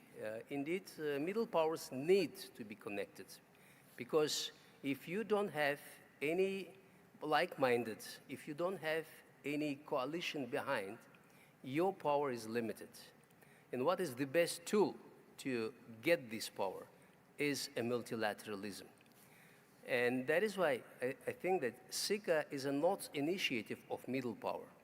SICA was created by middle powers, in plural. Because, yes, in 1992, when then the president of Kazakhstan, Nursultan Nazarbayev, proposed this idea to convene the Conference on Interaction and Confidence Building Measures, it was idea of the country just emerged as an independent state. And it was at the very first statement of the newly independent country. But division was there. Why? Because Kazakhstan badly needed the better security, collective security network, and we believe that preventive diplomacy is much more better for our international environment to concentrate our focus to our own state development. So that is why, in order to create a better environment, in order to create a predictable environment, in order to create the collective security system, it was proposed and it was well responded. Maybe at the initial stage it was only 15, but nowadays we're at 28, 90% of the continent, including largest states. 4 out of 10 largest states of the world are in SICA. Russia, China, India, Kazakhstan. 21 out of 30 major cities of the world are located in Asia. But what we observed during the pandemic, for instance, and what we do see currently in the world affected by geopolitical division, we see that Asia is not well connected, not only in terms of transport and transit and logistics, also in terms of people-to-people connectivity, financial connectivity, whatever. So that is why I think that connectivity is a major priority of all SICA chairmanships, consecutive chairmanships. So Kazakhstan started, Turkey moved on, China, during actually their presidency in SICA, they promoted the mega project Belt and Road, or Tajikistan, the landlocked country in Central Asia. Then again, Kazakhstan, and during the last presidency of Kazakhstan in SICA, President Tokayev put forward the idea to establish the Council on Sustainable Connectivity. Nowadays, Azerbaijan also very much aligned with the idea of improving connectivity, and the slogan of Azerbaijani chairmanship is Stronger SICA, Connectivity, Digitalization, and Sustainable Growth in Asia. You see that connectivity means not only the transport and logistic. Connectivity means in all kind of connectivity, including the people-to-people and intercultural exchanges. Because Asia is the largest continent, Asia is very diverse continent, Asia has limited knowledge about its sub-regions. But SICA bringing together Sri Lanka and Russian Federation, Bahrain and Mongolia, Korea and even Egypt. What we do have within our membership is very unique. We have the equal footing for Israel, Palestine. There is no any other international platform where these two states have equal voices. So I think that connectivity and the transport connectivity is quite important, because this is the major confidence building measure. If you are connected by dialogue, by trade, by economic relations, that reduces the potential of conflict, although it's not very classic, not very ideal one. But however, this is the confidence building measures. So that is why connectivity for Asia, connectivity for SICA is a top priority. And we should not prioritize only one particular corridor because Kazakhstan chairing SICA, that is why we should focus only on middle corridor. This is not the right way to address the connectivity generally, because within the continent there are so many different corridors, but definitely Central Asia or Caucasus can play the central role by definition, because without Central Asia, without Caucasus, you cannot move connectivity further. That is why enhancing different transport corridors within the Asia will serve to the global trade. And with global trade, with global economic development, we do believe that this nexus between development and security will have its own merits. Again, it's not an easy one. SICA works on the basis of consensus, which means that we do have 28 veto rights. So we have not P5, we do have 28 permanent members with the veto right. It's very difficult, but despite of this strict consensus rule, we're moving forward, and it shows that SICA member states desperately need more spheres, ideas to be connected with each other. So this is the tool of SICA. Nowadays, SICA giving the status of middle power to Kazakhstan as a convener, as the initiator of this process. You see that not only you, middle power, can move forward some ideas, but ideas giving you power that you probably didn't have before. Thank you.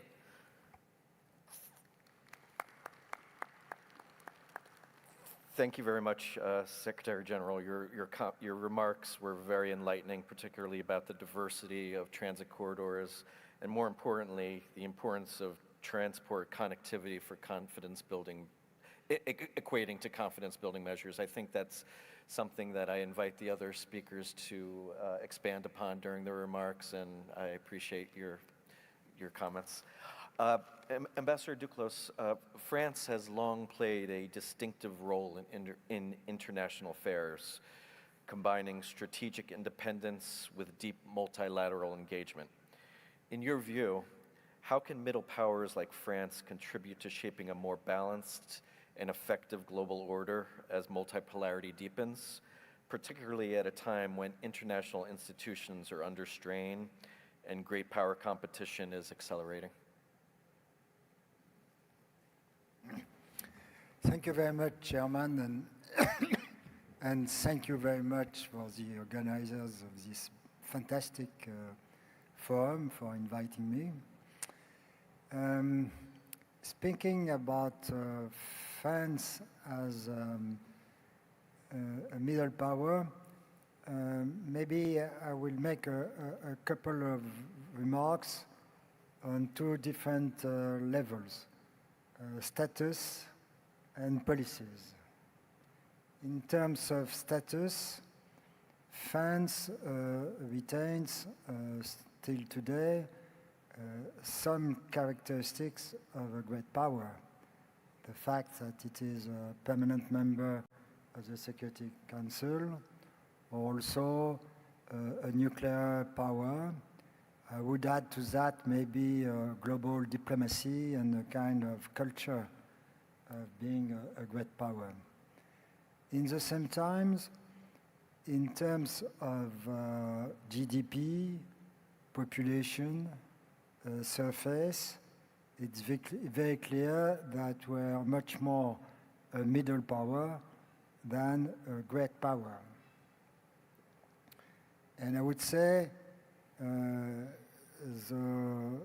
more we are moving in the time and the more the international landscape is changing, and the closer we are to a middle power. I'm old enough to remember the 70s when President Giscard d'Estaing was the first one to use the word middle power to describe France. He triggered a very big shock in the public opinion in France. And at that time, it's true that in terms of GDP, for instance, which were extraordinarily ahead with China, for instance, or India. So it's difficult for us to imagine the world at that time when the classic European powers were much more wealthy than the current biggest countries in economic terms. I mentioned Europe, and I would say that France being to some extent a great power, to some extent a middle power, it's also a European power. And that's very important because it means that we share our sovereignty with the European institutions. And also we share more than that. We share a destiny, and we have a kind of solidarity. And in the current situation, it's difficult to think about French foreign policy in making a difference between the interest of the nation and the interest of Europe. Both things are more or less confounded. That's for the status. In terms of policies, we have a long tradition of trying to reach out other middle powers. But maybe I would start with a historical remark. During the 60s of the past century, when de Gaulle was the president and created this notion of France as an independent country and so on, we were the first one to have a kind of multi-alignment policy. It was a time of the East-West confrontation, and de Gaulle launched a policy of détente, saying, yes, we belong to the West, but we want to have good relations with the East, and we want to overcome this difference and create a different world. It brought a lot of prestige to France. For instance, we were the first Western country to recognize communist China as a representative of China. And in France, there is a great attachment to this tradition. One of the problems for us is that precisely multi-alignment is not anymore the specialty of France. It has become the mantra for a lot of other countries in the world, precisely those middle powers we are talking about. Also, in terms of policy, we have started now more than a decade ago to have what we call strategic relations with countries such as India, Brazil, Indonesia, Kazakhstan. And so we are very much aware that our natural partners are in this world.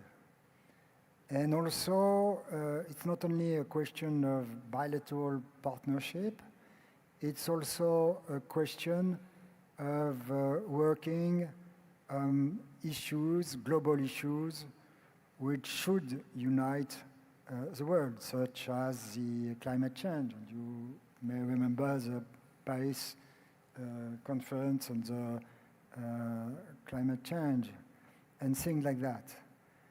But in the current circumstances, where things are again changing with the return of great power competitions, the risk of war, and things like that, the danger of new divisions, new tensions, it seems to me that for us, we have a couple of policy questions. For instance, should we start creating a kind of club of middle powers? The same way that Russia and China had the fantastic idea of setting up the BRICS, in which they have a joint platform with countries which are middle powers from the south, when they are themselves more than middle powers from the east. Is it conceivable for France, Britain, Germany, for instance, and other middle powers from Europe to create a platform with some middle powers from the global south?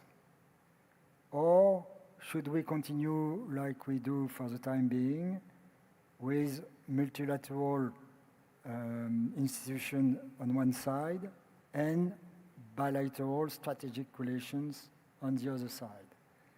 I think we have not solved this question for the time being, but my suggestion would be that if we want to stabilize the world, I mean, we should not exaggerate. It's not the middle powers which are going to change things in terms of big power, great power competitions.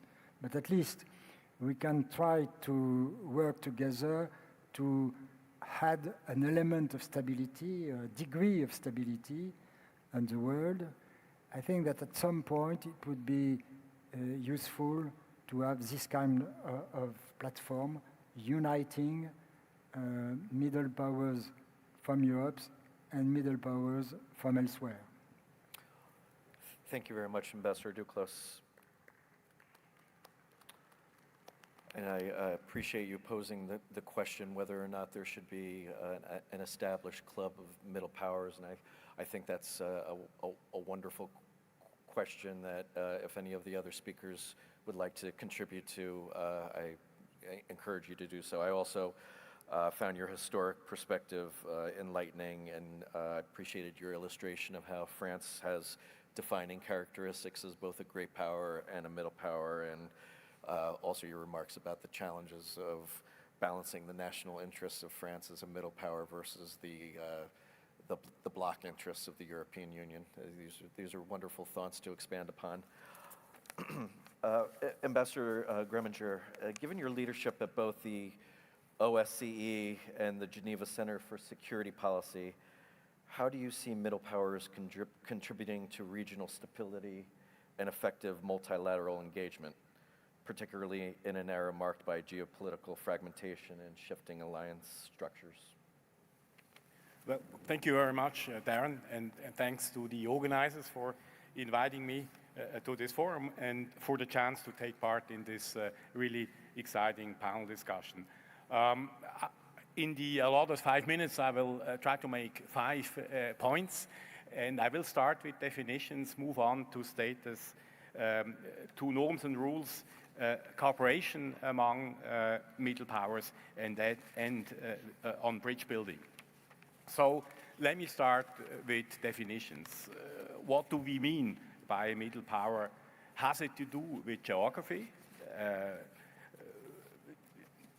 Well, if so, then according to Halford and Mackinder, that has been quoted already this morning, well, Kazakhstan is the ultimate middle power. Or is it more than that? Is it countries that are situated between great powers, both geographically and politically? Sometimes in Europe, we refer to countries that are situated between Russia and the West as the so-called in-betweens. I know it's not a very nice term, but we refer to countries like Ukraine, Georgia, Moldova, Armenia. Is there an economic dimension to being a middle power? Do you have to be at least a middle-income country to be a serious middle power? I suppose. I think where I'm pretty sure is that if in the next few years there is a trend towards great powers exerting regional hegemony, more countries will feel like middle powers, and more countries will have to navigate their way between China, Russia, and the United States. This takes me to my second point, status. Being a middle power clearly does not mean to be neutral or to be formally non-aligned. And I think the term Michel used of multi-alignment is probably the proper one. Again, here Kazakhstan is a case in point. You have good relations with Russia, with China, United States, with the European Union. And the point I'm trying to make here is, I think, as a middle power, you don't have to choose one over the other. I think that is important. And diversification when it comes to political, commercial relations That enables you a degree of flexibility and a degree of strategic autonomy. And again, this points to a multi-vector foreign policy as we see it in Kazakhstan. Moving on to norms and rules. This said, middle powers, I believe, have a vested interest in an international system that has common norms, that is predictable, that is based on the rule of law. Otherwise, they get caught in the middle of great power fights or become themselves victims of aggression. And indeed, I believe middle powers should defend an international system that protects their interests and their sovereignty. And in that respect, here I kind of support the idea that Michel has just referred to. I would actually see much closer cooperation among middle powers in the years to come. Now, what format would that take? Would it be through multilateral bodies, regional organizations? Would it be SICA? Would it be the OEC? I wouldn't, I would obviously support that very much. Probably we see different forms. We see what I like to call flexilateralism. And this takes me to my last point, and that is, I think middle powers can also be bridge builders. And I think an excellent example is the role neutral and non-aligned countries played in the run-up to what then became the Helsinki Final Accord in 1975. In that process, in that Helsinki process, these countries, they played a decisive role in facilitating between the big powers. But we also have other examples today. We have the Emirates, we have the Qataris, we have Brazilians, we have the Saudi Arabia. Of course, well, I should also mention my home country, Switzerland, engaging in facilitation. And of course, we see Kazakhstan with its quiet diplomacy, with its work as a mediator on a number of issues. In conclusion, in a world that I would, see as increasingly tripolar, perhaps a majority of states will somehow be middle powers, and middle powers that would have a self-interest and a collective interest to shape and uphold international norms, to remain agile and to adapt to a unpredictable world order. And I think they clearly have an interest to stick together wherever possible and to be bridge builders in order not to be caught in the middle of great power, rivalry, or hegemony. Thank you very much, Ambassador Greminger. Thank you, Ambassador Greminger.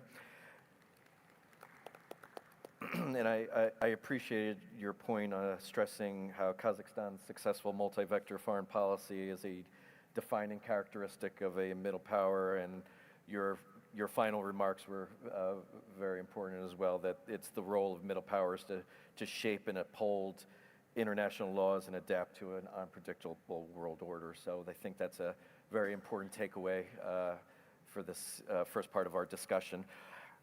As we are running slightly behind schedule, and I was hoping that we would be able to allow for some Q&A, I'm going to ask a second round of questions to the panelists, but I'm also going to invite each of our panelists to offer their own closing statement as part of this, as part of the answer to the question, and to feel free to respond to any of the other previous panelists as well, to reflect on the themes raised in the first set of questions, and whether it's the role of middle powers in today's shifting global order, or how multilateral institutions can be strengthened to reflect emerging realities. Deputy Minister Rahmatulin, building on the previous question I had for Secretary Sarabay, there was a recent Baku Dialogues paper which proposed the creation of a dedicated development bank for the Middle Corridor. I wanted to ask you, if it's possible to answer, how does the government of Kazakhstan see a need for establishing such an institution to drive infrastructure investment and regional integration? And then secondly, if possible, as a former permanent representative to the United Nations, you clearly understand the symbolic and strategic significance of where multilateral institutions are headquartered. So if this development bank was created in the future, if you'd like to answer this, in your view, where should such a bank be headquartered? Yeah, thank you very much. If I may start from the second part of your question, we are fine with, with its location. It may go as the other development banks. Where are they located? European, be it European or development bank, if it comes from, like, if you mentioned it as an initiative from BRICS, right? The BRICS initiative, development bank. This initiative is from, it was released in a essay in Baku Dialogues within the last few days. It's a concept for a middle corridor development bank, which would help engage both the public sector and the private sector within Central Asia, as well as some of the Western powers and Arab Gulf powers to drive investment into the region. Yeah, right. About its geographic location, I think in this globalized world, digitalized world, it doesn't matter where it's located. The main thing is that it should serve its purpose and provide the best services whenever demanded. And coming back to the first part of your question, it's how we see that. Indeed, as I mentioned in my first answer, that we are biggest landlocked region and we are biggest landlocked country, and for us it's extremely and existentially important to develop our export routes and to expand our transit and transport opportunities, because for us it's as I said, existentially important to go out, to go to the external markets, and we consider the middle corridor one of those routes that may serve to that purpose, to ramify and to diversify our export and not to be dependent. So it's just reflected in the saying that don't keep all the eggs in one basket. So we can just use either way to trade, to cooperate, to export, and we are paying very particular attention along with our regional partners, and we are being part of the BRI, Bridge and Road Initiative, and being part of ancient Silk Road initiative, the Silk Road.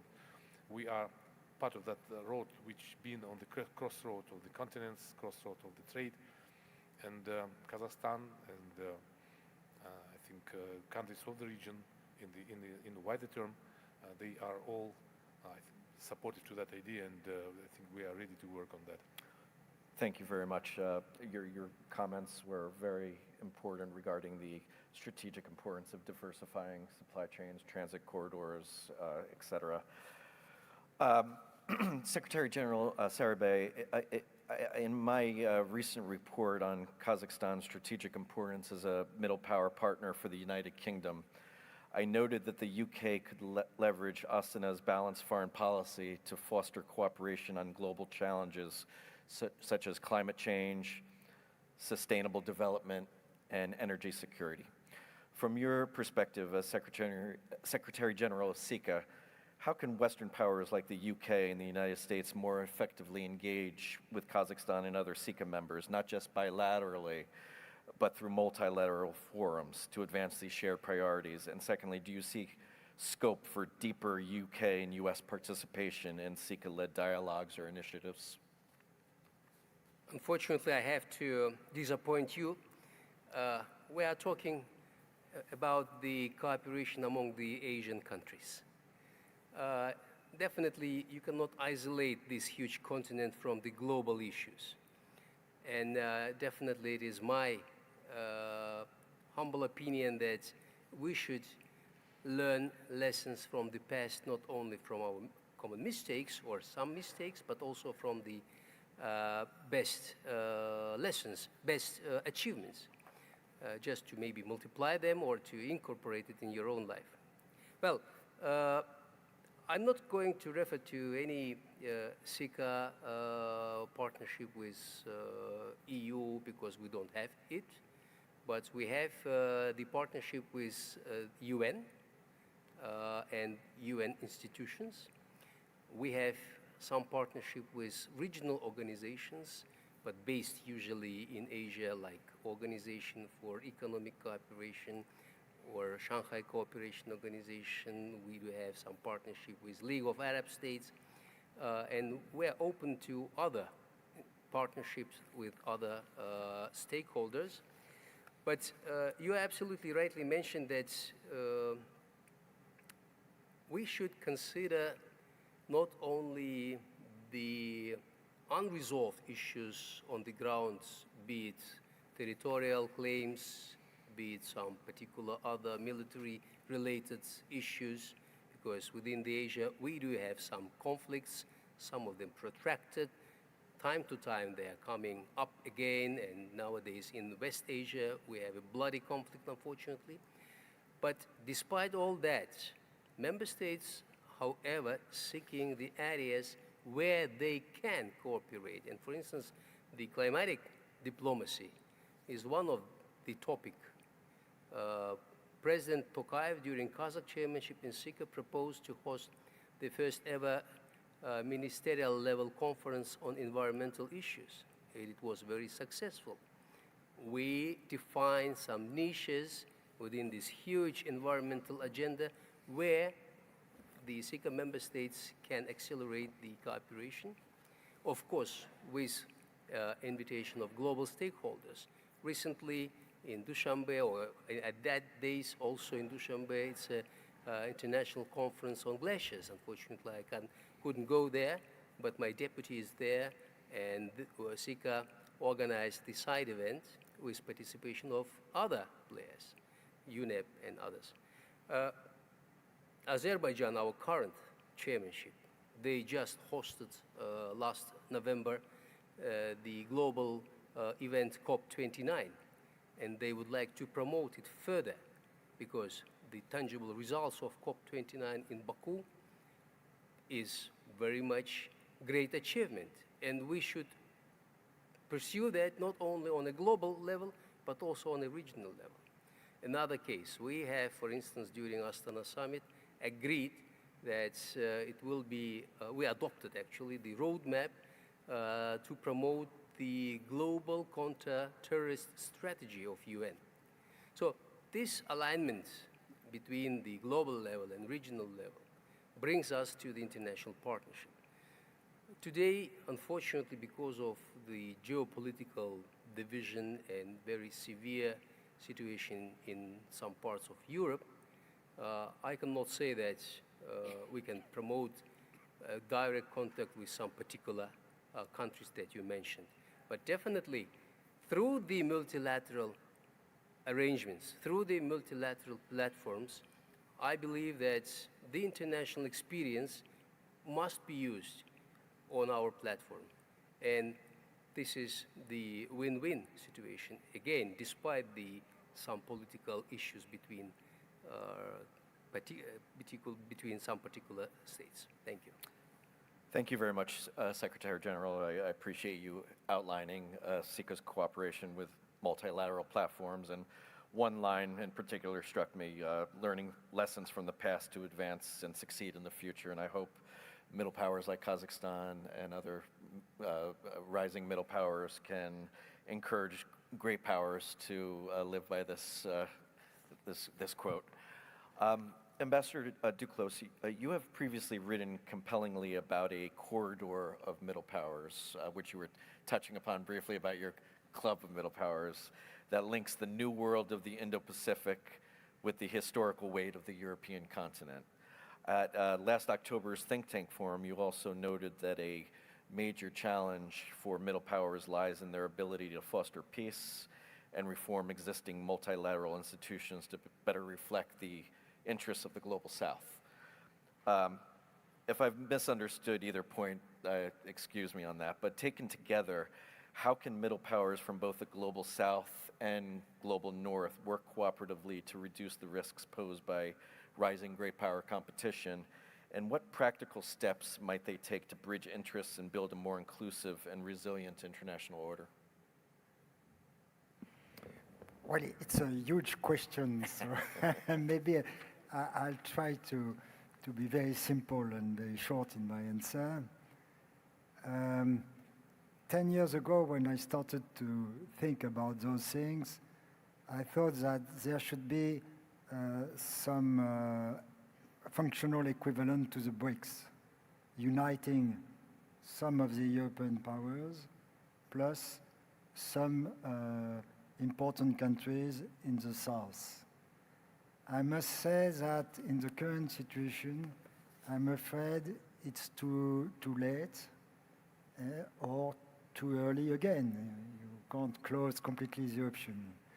But maybe the best way to continue would be to have first a low-level, discrete concertation club.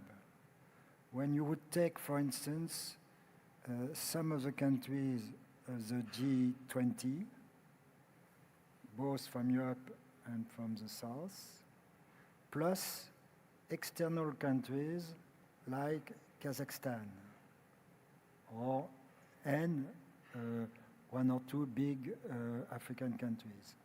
So you would have a mix of close partners inside the G20 plus close partners outside the G20. And those people, they should be meeting at least at the beginning at the level of the Sherpas, for instance, of the heads of state, at a working level. And only progressively, if you see that they are more and more aware of some common platforms, you could elevate to the level of ministers and maybe one day heads of state. With such an approach, you would have an occasion to discuss in a more informal and free way, identify your real common interest. Because for the time being, we don't really know what people are ready to fight for. We say multilateral world, things like that, multilateral institutions. But it's only with working together in a small group of people who could trust each other that you can define more precisely a common platform. So in a very short way, that would be my recommendation. Thank you very much, Ambassador Duclos. And I think your points on low level... Something which is very important, of course, is that the process should be initiated at an equal level between one or two big countries from various worlds. For instance, an important European country and an important global south country. It shouldn't be us who would be leading the process. It should be right from the beginning on a level of partnership between those countries. Thank you very much, sir. And I hope when we were discussing the corridor of middle powers that it is too early for that to succeed and not too late. I'm an eternal optimist as an American, so I'm going to go with it's too early, and I remain confident that could be successful. Ambassador Greminger, I read with great interest your remarks at the Geneva Center for Security Policies Processes of International Negotiation Conference. You concluded your remarks by posing a very timely and important question at the time. How can multilateral negotiations align with geopolitical shifts, balancing the interests of traditional major powers while acknowledging the growing influence of emerging actors and coalitions? That conference took place roughly 6 weeks before President Trump's inauguration.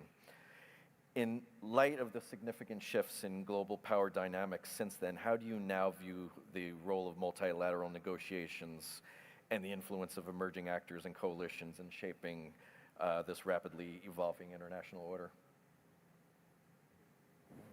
I don't think that fundamentally anything has changed. I think, what I still would call for is inclusive platforms for dialogue.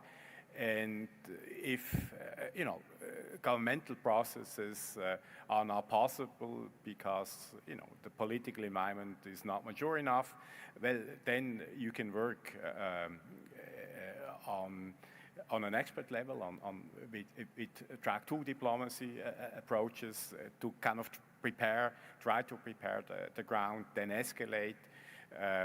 I think what I see, and a need that I perceive, particularly now since President Trump came into office, on the one hand, we have to acknowledge he brought about important political impulses into a number of conflicts. And I think while, 6 months ago, 9 months ago, it was more or less a taboo to think about, ceasefire negotiations, to, political processes that would bring the hostilities in Ukraine to an end. I think there is now a common understanding that, this is an objective for the weeks, months to come. I think what I see missing in all of these discussions is process expertise. How to structure a process of negotiations. What I see missing is a sense of patience. Conflicts normally are not resolved within, a couple of days of negotiations. They take. I hope I'm not right with the conflict in Ukraine, but I mean, remember, the Korean conflict took 2 years to negotiate. There are other conflicts that took even longer. So I think there needs to be much more patience also on the political level, on the level of media. And I think there needs to be this process expertise that is, of course, very much available. We learned a lot over the last 30 years on how to manage and resolve conflict, but bring that also, to the right actors on the governmental level. That seems to be, to me, a major challenge these days. Thank you, Ambassador, and it was very interesting and important that I think that you noted that the White House has been effective at changing the narrative in some of these awful global conflicts that are occurring, and hopefully the change of the narratives will lead to a constructive and lasting peace ultimately. We are running against the clock a bit, but it would be wonderful to, if possible, to take 1 or 2 questions from the audience. I'm not sure if there is a dedicated microphone in the audience, but if you do have a question, please raise your hand. Please provide your name and your affiliation. Ma'am? Please go ahead, ma'am, in the blue.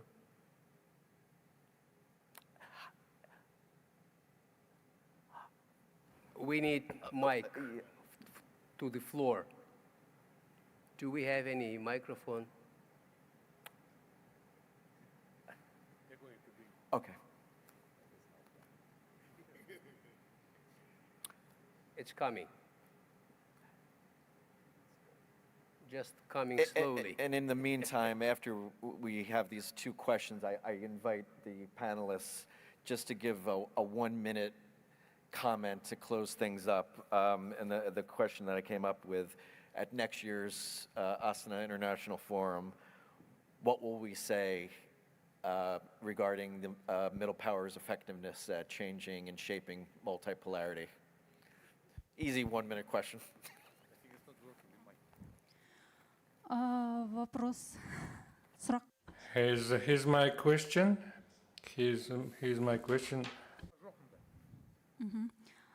Сіздер қалай ойлайсыздар? What do you think the conflict in Ukraine, how most quickly it could be resolved? You said that we should be more tolerant in waiting, but at the same time we know that so many people are finding death.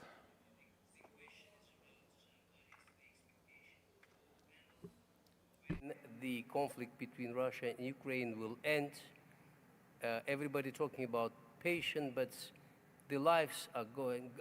The lives are there, so the life matters. That is why. What is your expectation when the conflict will end?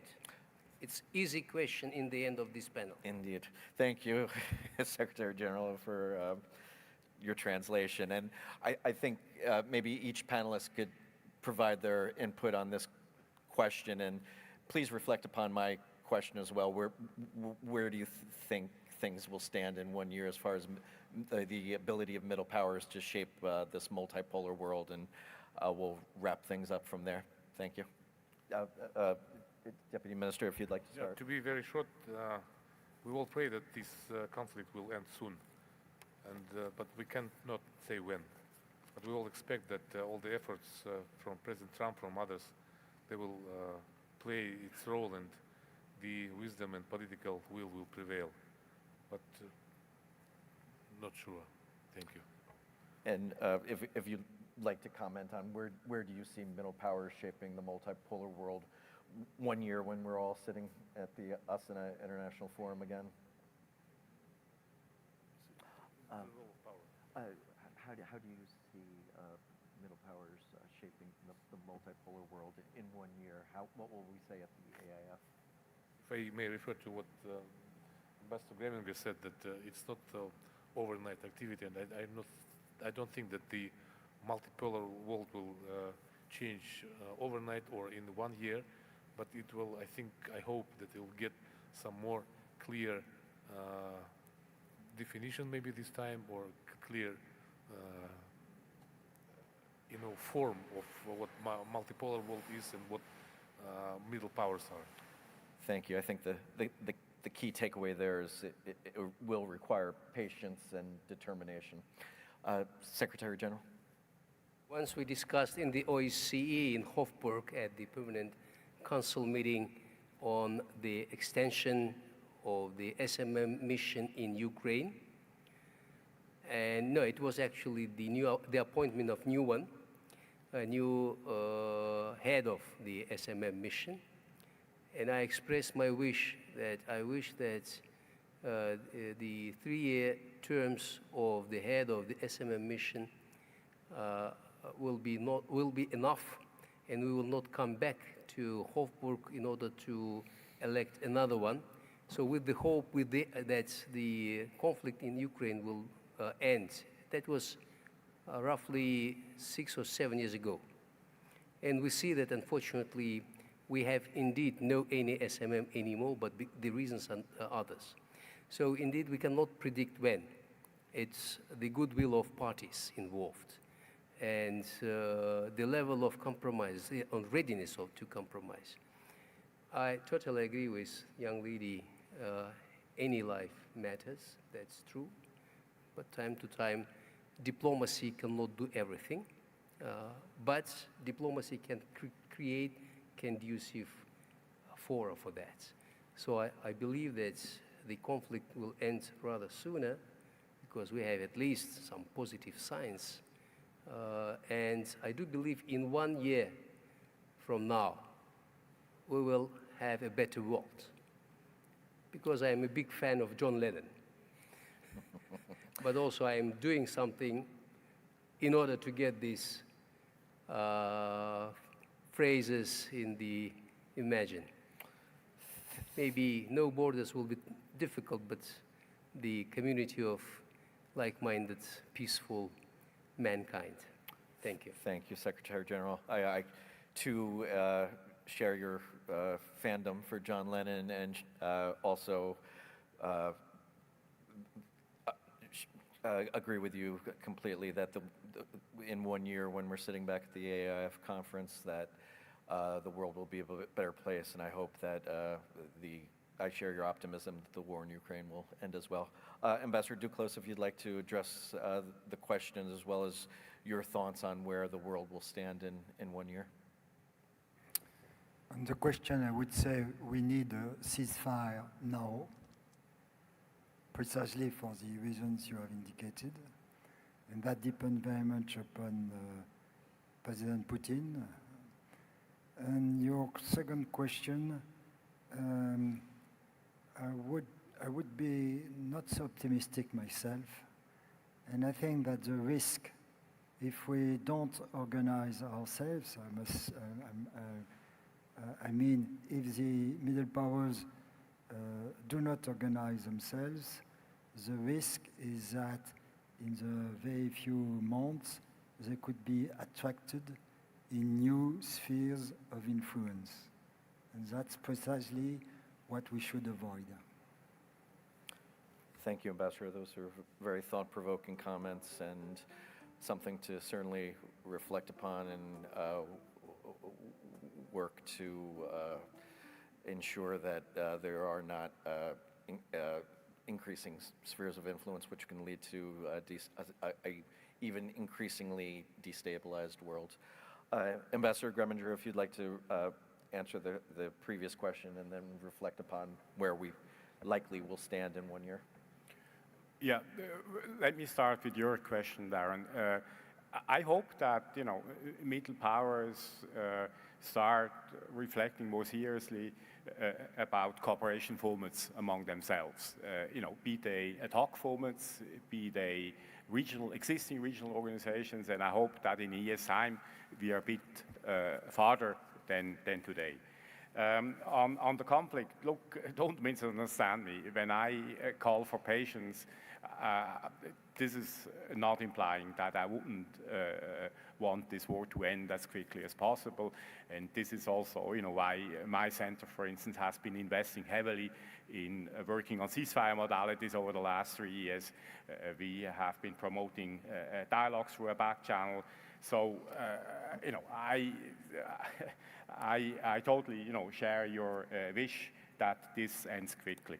A famous conflict researcher and negotiator, Bill Sartman, he says, a conflict is then ripe for resolution when the parties perceive a mutually hurting stalemate. My gut feeling tells me we are close to that. But I think we will only see if we have reached that point once we have a structured process, once the parties negotiate seriously. Then we will see if we have reached that. Then we will see if the parties are negotiating in good faith, if they really want to end the war or not. Thank you. Thank you very much, Ambassador. And thank you to all of our panelists for a very lively and insightful discussion. I would say if there's one takeaway, it's that middle powers are no longer just balancing between great powers. They will be shaping the rules of the new order in real time. Please join me in thanking our speakers, and if you didn't have an opportunity to ask a question but have one, I encourage you to introduce yourself to the panelists after this as we wrap up. Thank you all for coming.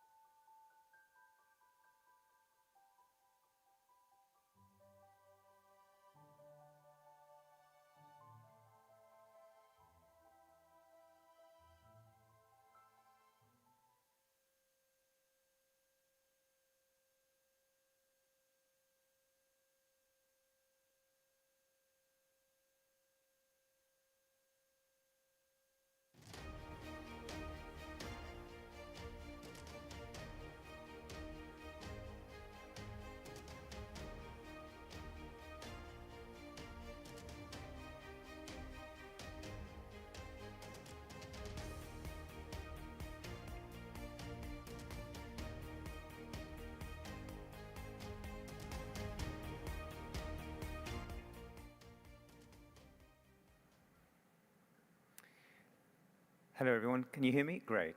Okay. Welcome to the panel on AI. I just want to go straight into it because we are running a little bit behind time. So I want to introduce our panel. Shahzlan Mariev, the Minister for Digital Development, Innovations and Aerospace Industry, appointed Minister in 2022 under President Tokayev's administration, previously held roles in Kazakhstan's tech and innovation sector as well, so clearly an expert, oversees the country's space program and aerospace industry development. Focus areas, of course, being the digital government transformation and e-governance initiatives, and building Kazakhstan's domestic tech capacity as well, positioning Kazakhstan as a regional digital hub between Europe and Asia, balancing those relationships with Russia, China, EU, US in tech cooperation. Is that a fair summary? Brilliant.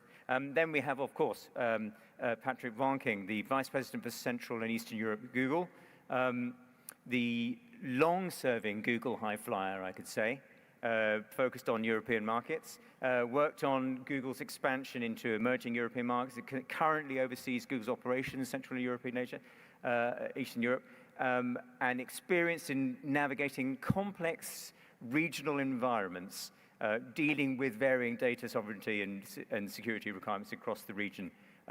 So well placed for this discussion, I would say. And then Professor Olaf Groth,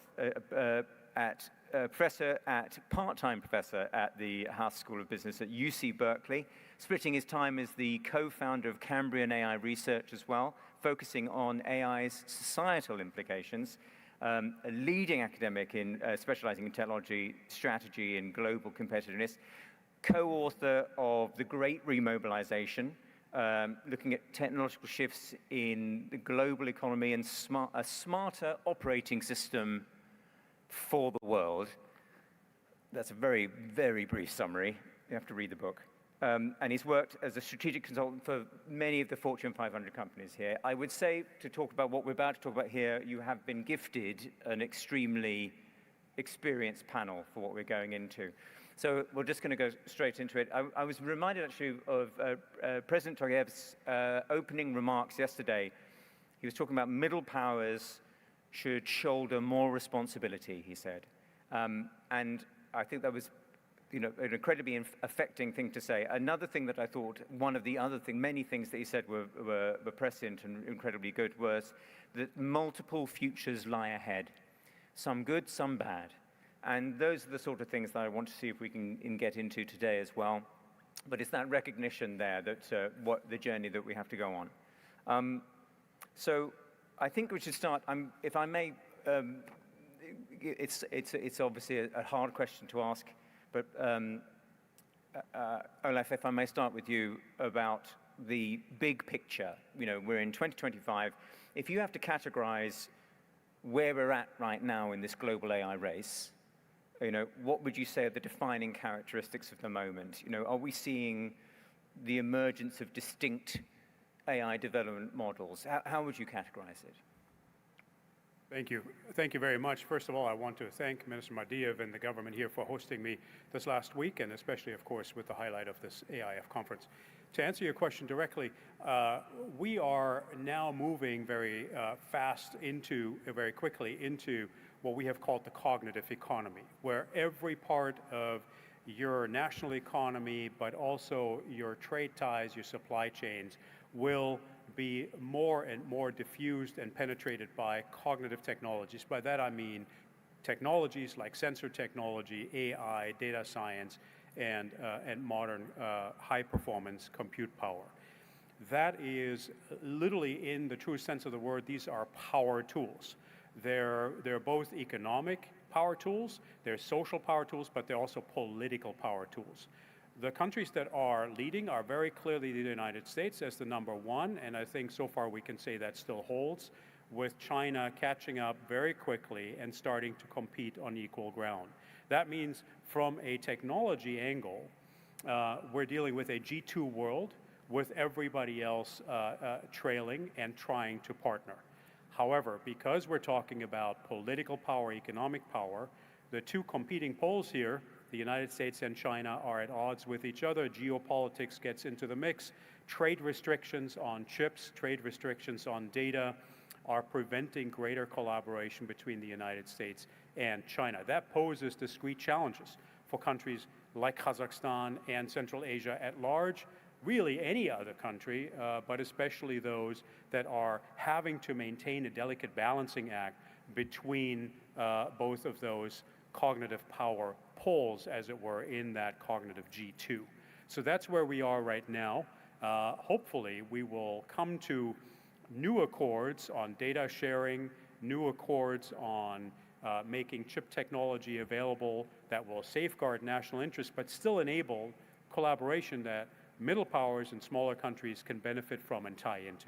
Has anything surprised you about this development in the last 2 years? I mean, you're absolutely right, the categorization, but have you been caught by surprise about the recent development in any Well, way? look, I think the first surprise is, and I think we can probably speak for almost anybody around the globe, the speed with which AI has been developed, by the Googles and OpenAIs and DeepSeeks of this world, certainly Facebook also being in the avant-garde, Microsoft, has taken everybody by surprise. And I would say that I think everybody around the globe is overwhelmed because humans catch up more slowly than technology develops, and certainly that can be said for societal institutions, much less multilateral institutions.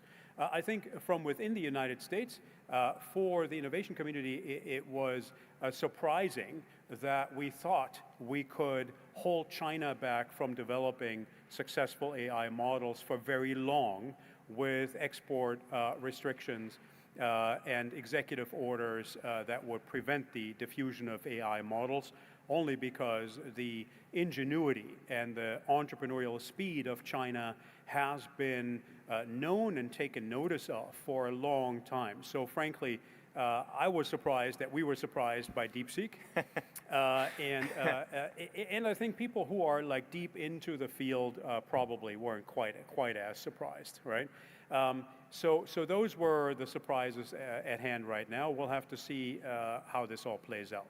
Okay, Minister, if I may, I'd like to ask, you're right, we should talk about the region itself. From Kazakhstan's vantage point, situated between these, the powers, these AI powers, how would you assess the current state of play? What opportunities do you see for regions such as Kazakhstan?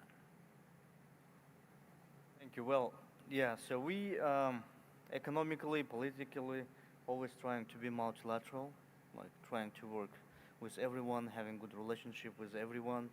And in terms of technological development and building up the relationship, that's the case as well. So we were working for the last year. We were trying to build a comprehensive AI ecosystem in Kazakhstan. It's an institutional framework by launching the separate government body, working on AI law, working on establishment of the AI Council under the president, and working on some strategical documents to develop AI.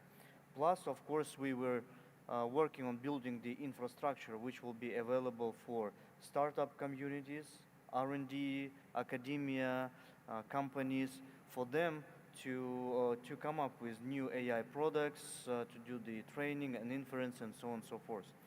So we were kind of in the middle of that challenge, given this geopolitical kind of rivalry between the West and East. And we also were in a situation we really kind of should be very careful whom we are working with, so that the other side is not accusing of anything to the other one. And so we were trying to move first as the most kind of popular technology, which is NVIDIA, of course. So this we were working on, for the whole year we were working on bringing the supercomputer to Kazakhstan, those NVIDIA chips to Kazakhstan. I personally went to US for the negotiations with USG in DC, like at least 3 times, with DOD, DOC, BIS, and State Department, and so we met, and we were trying to deliver the message that, look guys, if we are not being able to get this like export license, we will be in a position where we can only import the other technology. So then we were ready to commit. We were ready to commit to certain rules, certain security protocols, certain restrictions in order to bring those technology to Kazakhstan, and we were able to kind of to negotiate the access to that technology. But then there were kind of another challenge where the regulation was keep on changing on that technology. New restrictions are coming up, new rules, and there was one beautiful clause which is like LPP, the certain quota for an entity for the second group of countries where Kazakhstan belongs to, and we through that LPP clause we were able to bring those chips without any restrictions. So as the president mentioned yesterday, the supercomputer is the NVIDIA chips H200s are in Kazakhstan already. We are working on the launching them in 1.5 months period of time. Sometime in July, we'll be launching this, and that infrastructure will be available for the community, for the startups, for the government, for the other government bodies to launch their products, to train their models, and I believe that should enhance the digital sovereignty in general. That's fantastic, and just in a month and a half, Patrick, this is a good time to come in and talk about what you feel are the opportunities for Kazakhstan and the region, and the sort of using AI in order to enhance its leadership in the area. Yes, good afternoon. It's an honor and pleasure to be here, and it's very impressive to see how Kazakhstan is actually leveraging new technology to innovate, to accelerate, and to play a leading role in the region, actually, and taking several industries along. I think on AI, for me, the most important is to see that we already have significant impact and benefit from AI. And let me give you very few examples. Just last year, we added 100 new languages to Google Translate. Anybody here, right now, can use that, right? Anybody around the globe. And we made a commitment to go to over 1,000 languages. And that is possible to AI, and anybody can profit from that. Second example is in science. We have a project called AlphaFold. You might have heard about that. It won a Nobel Prize in chemistry. It took the discovery of 3D structures of proteins from 20,000 to 200 million. Imagine that jump from 20,000 to 200 million. 2 million, it's open source. 2 million researchers around the world can use that for the benefit of humanity and actually make drug discovery. That is all already happening and live. Maybe a third example is really around flood predicting, which is also a topic in Kazakhstan, and early detection of wildfire, which is important in many areas of the world. We just have seen what happens in California.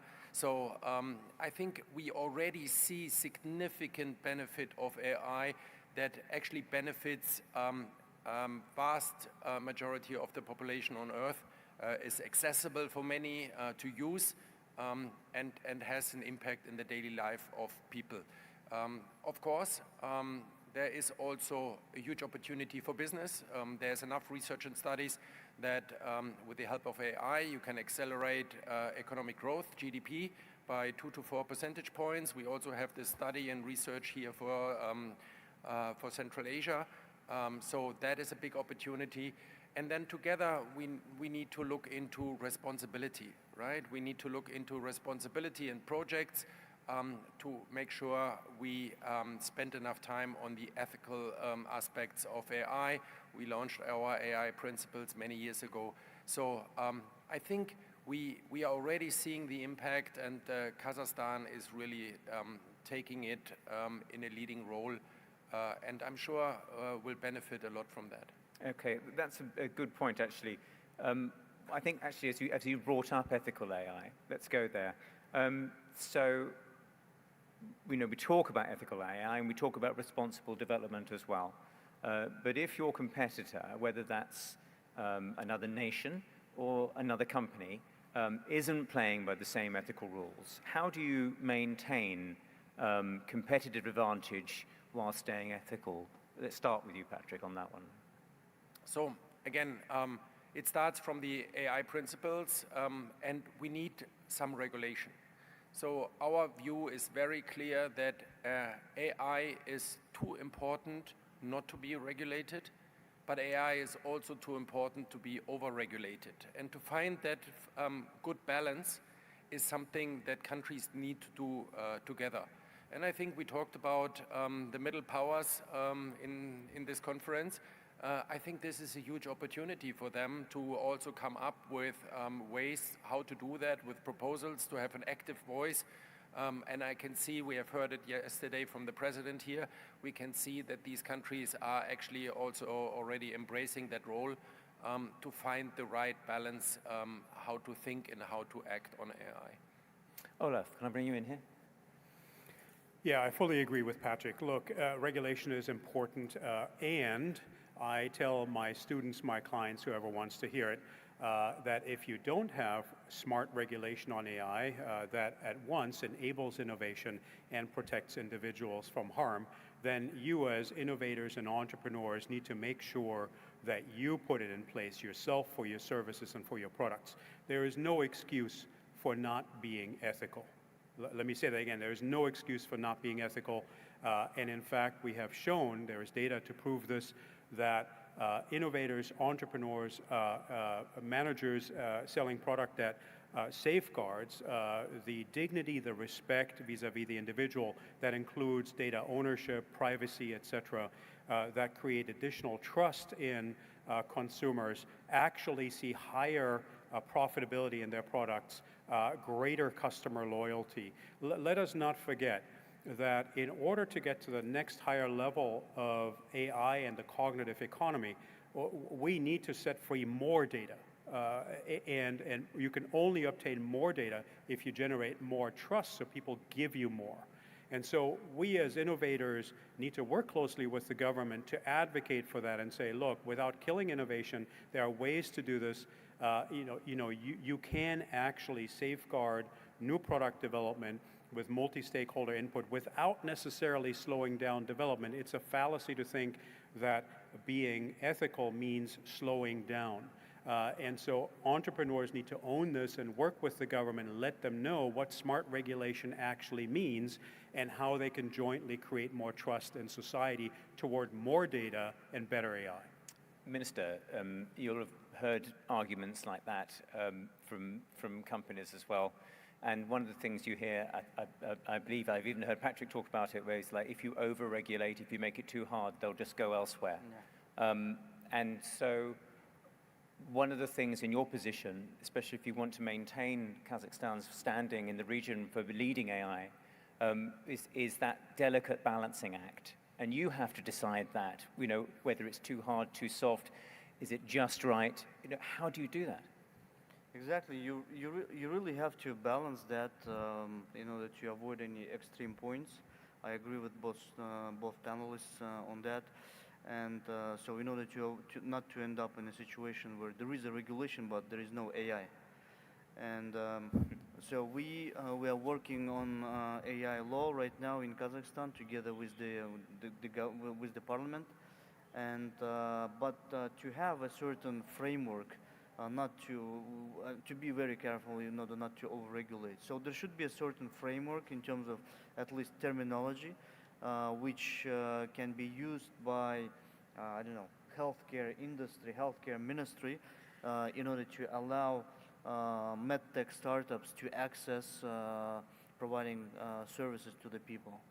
Another aspect which should be covered, in our opinion, in the law are some general ethical standards, principles, trying to kind of provide a safe environment where this technology will be developed, safe environment for people, of course, and but at the same time, you should provide a room for experiments, for the pilot projects, in order to test the waters with new technology, and in order to collect data before scaling up the regulation for the whole country. So you really shouldn't lose this opportunity and have a room in the legislation for that. Thank you. I want to move on. Time's ticking on. Olaf, I wanted to ask you basically, you know, as your work focuses on technology reshaping economic systems, I mean, at Wired, we hear about AI being called you know, bringing in the next productivity revolution. We get that quite a lot. But we're also seeing, obviously, concerns about job displacement and economic inequality. In fact, actually, I think the CEO of Anthropic talked about that just last week, and the threat to white-collar jobs, for example. How do you see AI reshaping the global economic hierarchy as we sit in a middle power, the global economic hierarchy over the next decade? It's an excellent question, and one that should be critical and on the forefront of every policymaker's and every CEO's, and frankly, every chief human resource officer's mind. The reshuffling, to answer your question directly, will happen along the lines of who is able to train and equip their employees, their citizens with the right skills, right? Commendations here again to Kazakhstan for mandating AI education below, in high schools, even below college level. I think, you know, that is a great example that should be replicated around the world. Making sure that young people learn how to experiment, how to critique, how to shape, how to own artificial intelligence applications is so critical, so that whatever in life they study, it might not be technical, it might not be STEM education, they have that basic knowledge of AI, because the people that do will outcompete the people that don't. Really? So you will lose your job, not necessarily to AI, but you will lose your job to somebody who knows how to work side by side in a symbiotic way with artificial intelligence.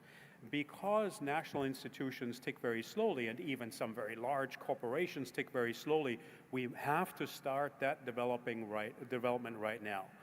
That means that in ministries, in human resource departments, we have to look at each job category and say, look, let's project out a year or 2 or 3, how will this job change? What will be the task division between humans and the AI, and how do I therefore have to upskill my employees or work with universities such as ours to tell us what is needed? And so that is really the path to success. I don't believe in this dystopian vision that we'll all be sitting on the couch in 20 years. But I will say the challenge is still there. Putting all of these workers through educational institutions, we need new institutions, new training programs to make sure it stays manageable. Patrick, let me bring you in here, because we're already seeing Google's tools changing how people work. So let me get your view. Yes, I would like to build on that, and I think the digital literacy or AI literacy has become more important than ever before. And let me start with the example of Kazakhstan. If I know right, Minister, you have a program for 1 million people in Kazakhstan to be trained on these tools. Actually, it's not only for schools. I think that is a very big majority of the group, but also students, universities, great collaborations with universities around the globe, but also existing workforce. And that is something that we often see where is not enough investments, because as you said, these tools can already be used in the daily productivity, in the creativity, in the innovation, in research and development.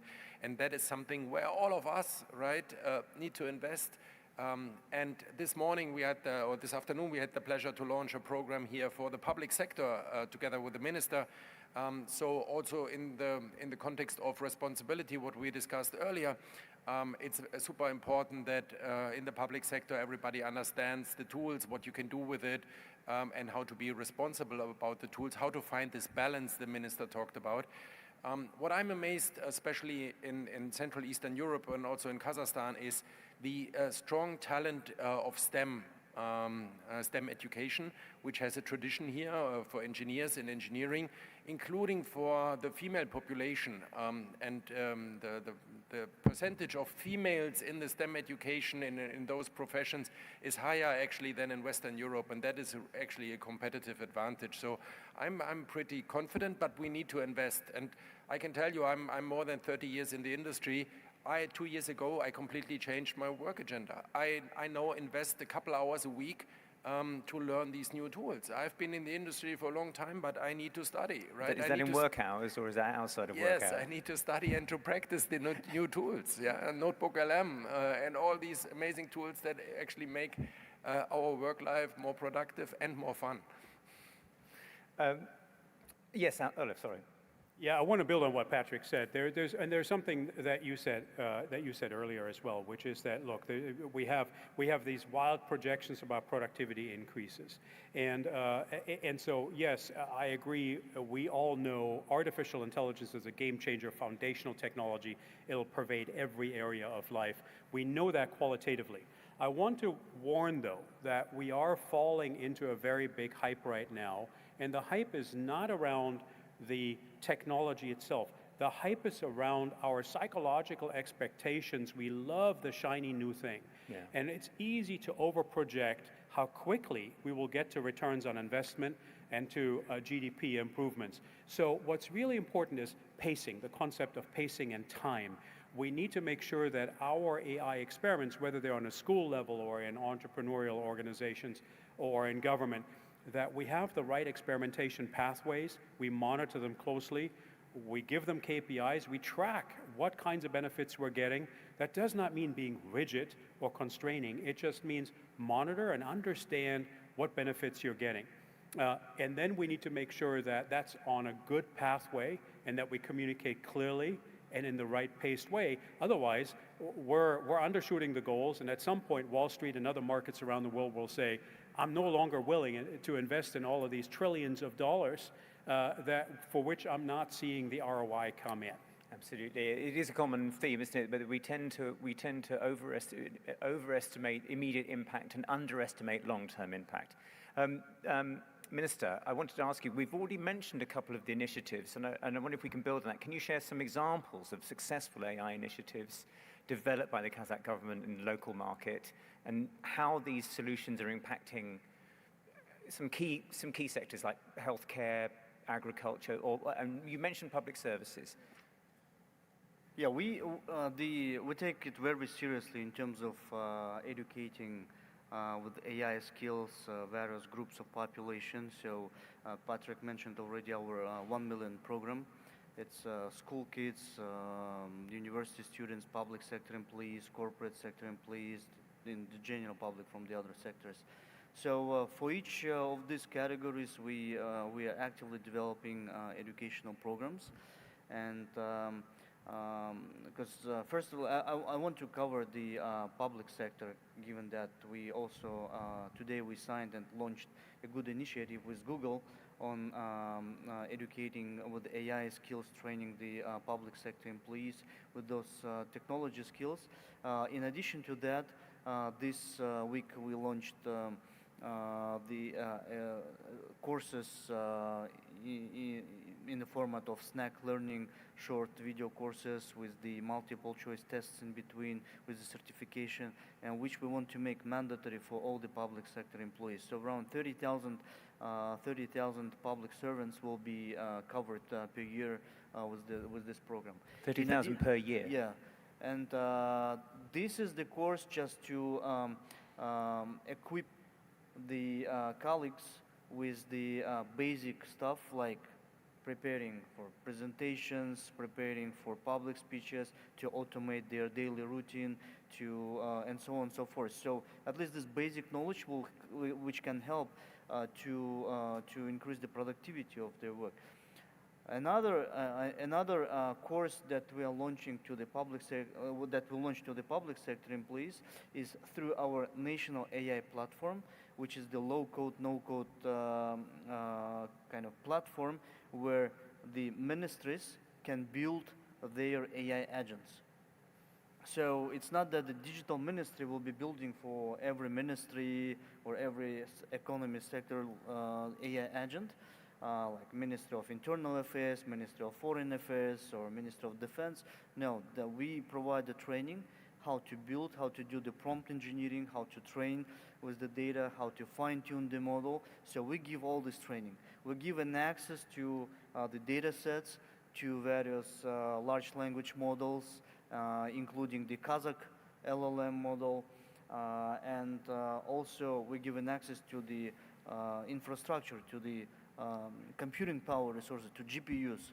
So they're equipped with everything, they got the training, and so they are already developing those AI agents. And as per our estimation, this year and next year, around 50 agents will be available in the public sector for the benefit of public service. And also on the top of that, another part of this, in terms of private sector, there is a vibrant startup community. The innovation ecosystem that the government has built so far provides substantial benefits and conditions for the young entrepreneurs and startups to develop their businesses and tap the global markets. Several of them I would like to mention. For example, the Higgsfield AI startup, which raised 16 million from Menlo Ventures at the valuation of 100+ million, like 20+ Kazakh engineers, the graduates of Kazakh schools. They end of March, they tapped the US market, and they kind of, as per our estimation, they're one of those top 5 companies in terms of text to video generation. So they're really considered with top investors right now for further investments. And the medtech solutions like Cerebra AI, which is the diagnosis of heart strokes, there is Arlam Biotech, the simulation of antibodies development, and so on. Those are the startups which are gaining the momentum on the global markets. This is really interesting. I love this development in the public sector AI agents particularly. Is there any way that you're going to be looking to monitor how those are used and how effective they are? Because sometimes even small changes and small automations can make a vast difference. Yeah, surely. Until you use it, you don't really know what's going to happen, right? But we're doing our best in terms of trying to predict and estimate the effects that this or the other particular agency will be able to reach through the AI agent or chatbot or whatever the product they're working on. So because there should be also, you have to filter out what the project to work on, which shouldn't be touched at all. So we will see. Let's have this data. Let's use them, and we will be kind of assessing ourselves against the plans that we had in the beginning. Excellent, thank you. I think we should.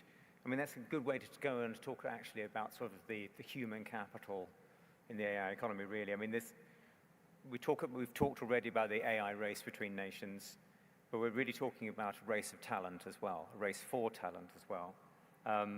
There's a global shortage of AI specialists, data science, ML engineers, AI researchers. How is this talent war reshaping global economic power?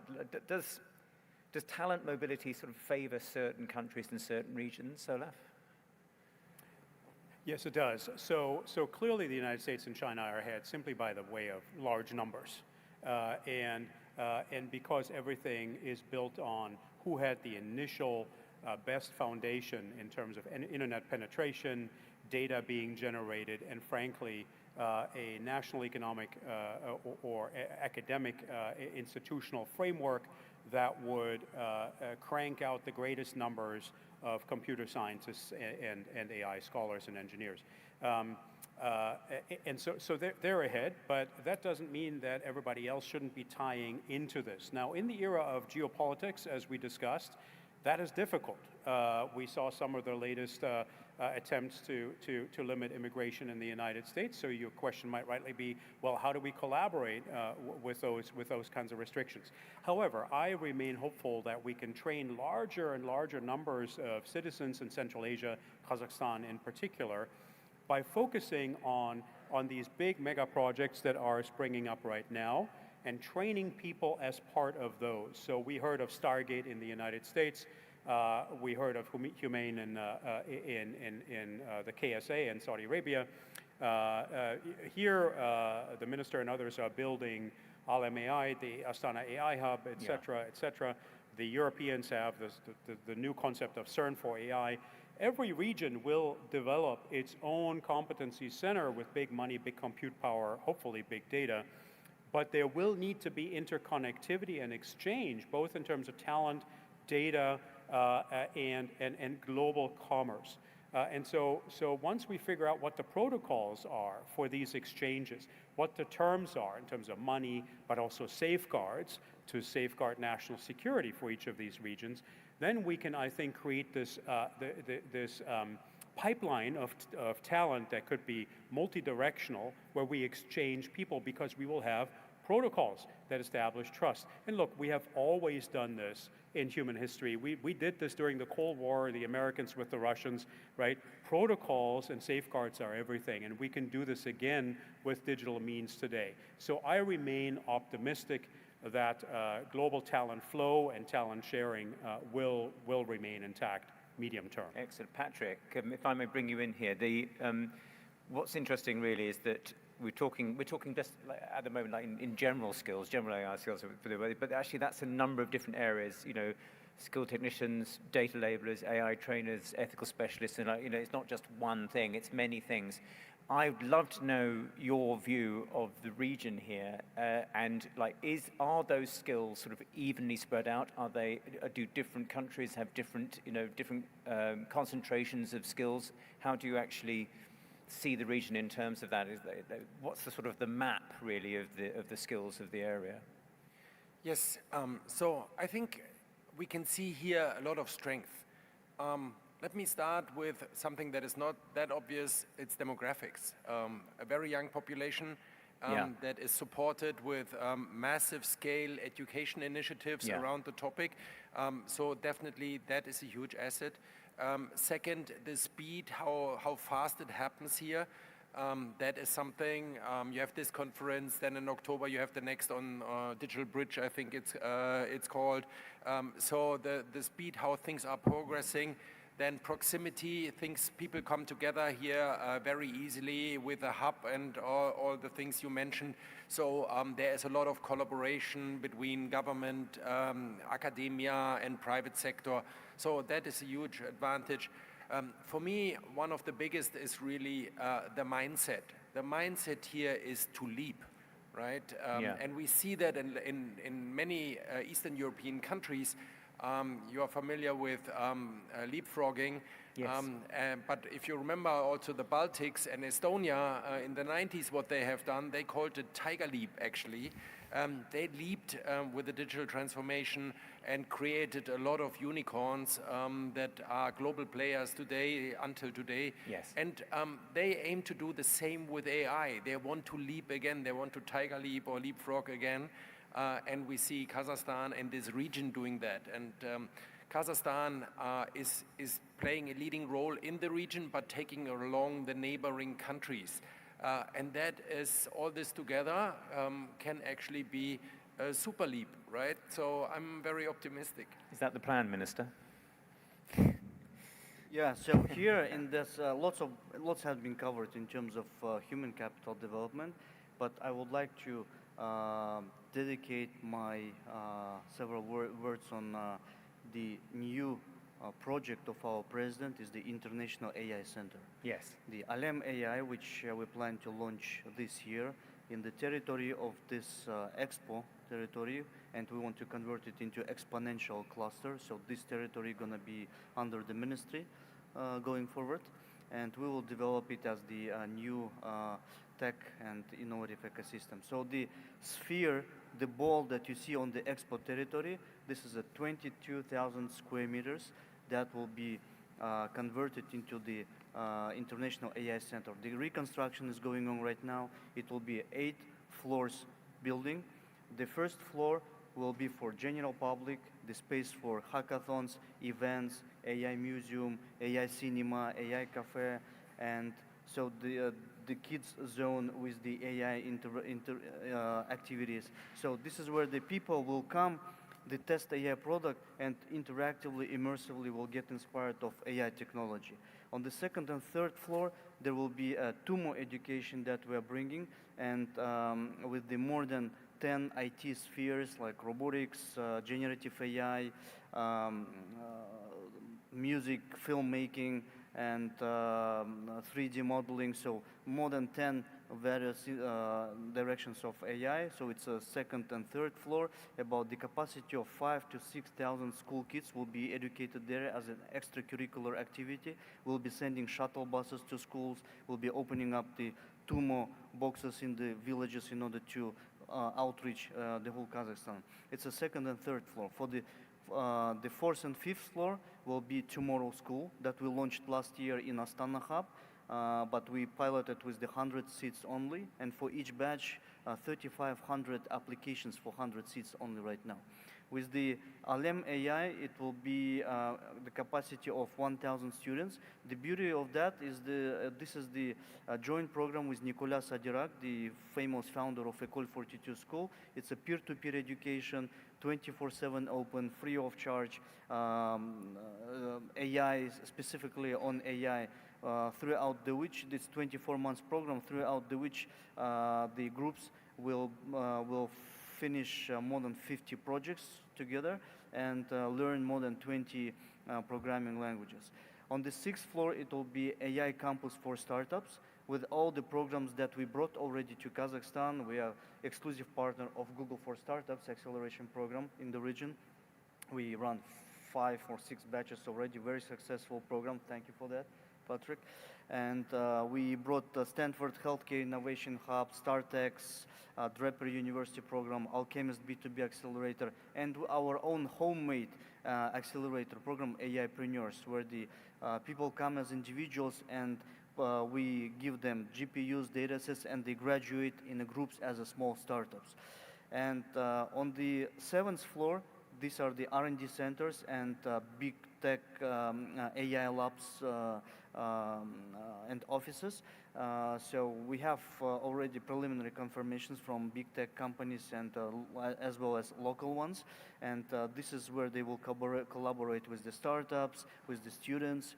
And on the 8th floor, the final floor, there will be AI-driven government, where the collaboration of government, business, and science will take place in order to embed AI into the economy sector. So this is kind of a big funnel starting from the general public, going through the kids, students, startups, big techs, and the best solutions will be embedded into the economy sector. So we want to replicate the successful story of Astana Hub, which appeared in the capital city 6-7 years ago, right now present in the whole Kazakhstan, even goes beyond the Kazakhstan, like Silicon Valley, Saudi Arabia, Singapore, London, and we are opening up in Dubai. So we believe with the opening of the ALEM AI, that will be the first and unique project in the world this year. That's comprehensive. That's unbelievable. Thank you very much. We haven't got long now. Yes, that does deserve a round of applause. So let's sort of go to the final section, really, I suppose. Olaf, if I can turn to you again for your future view, really. If we look ahead to 2035, 10 years from now, much in the same way that President Tokayev said about the scenarios possible, the two paths, the multiple paths that are possible, could you paint me 2 scenarios, one concerning, one optimistic? Let's end with the optimistic one, for how AI reshapes global economic power. What should we be watching for as early indicators, really, for each, depending on which path we're on? Oh, I'd be happy to do that. So let me start with the darker future that we all want to stay away from. Yes. And that is what I might call a pawn in a new great game. Being British, you probably know what I'm referring to, all right? And anybody here who is Kazakh knows as well that the British refer to Central Asia as the great game in the geopolitical struggle of the last century. We want to avoid that Kazakhstan and Central Asia in general become a pawn in the next big geopolitical game, which is really the cognitive economy around the world, right? And so what that means is, in a world of greater geopolitical fragmentation and trade wars, you need to counteract that with better policies, leveraging your own natural resources, your own talent base, partnerships you can strike with the United States and others in order to stay away from that future where you have no agency, where you're going to be whacked around by the great powers that have all the tech power, and you are essentially just a testing ground for technologies. And this is what Kai-Fu Lee called digital colonialism, right? Nobody wants that. And so that's the dark future. The bright future is what one might call, Kazakhstan as, the great new power broker in the global cognitive economy. And that means that Kazakhstan contributes to regional integration around digital via maybe an integrated data market. The Europeans have tried their hands on that, making strides, but imperfect. I think learning from that example and maybe having a Eurasian, Central Asian common data market would be very powerful because small countries can get together and exert much more power and self-determination by doing that, right? So making sure that that happens in that scenario and that you deploy technologies like AI to assets for which Kazakhstan is known around the world. And it's beautiful, the week that I spent here, I was exposed to the space industry and the legacy of the space industry. Kazakhstan is amongst the leading nations in the world on space technology, math and science related to that, engineering, robotics. And so making sure that you take AI, physical AI is what we say, and you deploy it toward that. Natural resources, there is a wealth of critical minerals here. We've talked about oil and gas.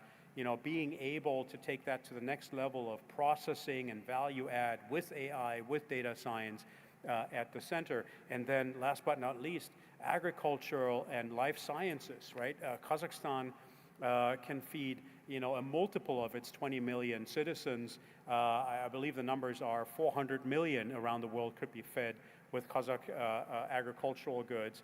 What if you could take that to 1 billion people around the world being fed by Kazakhstan with AI and data science and compute at the center? So that is what you would need to do.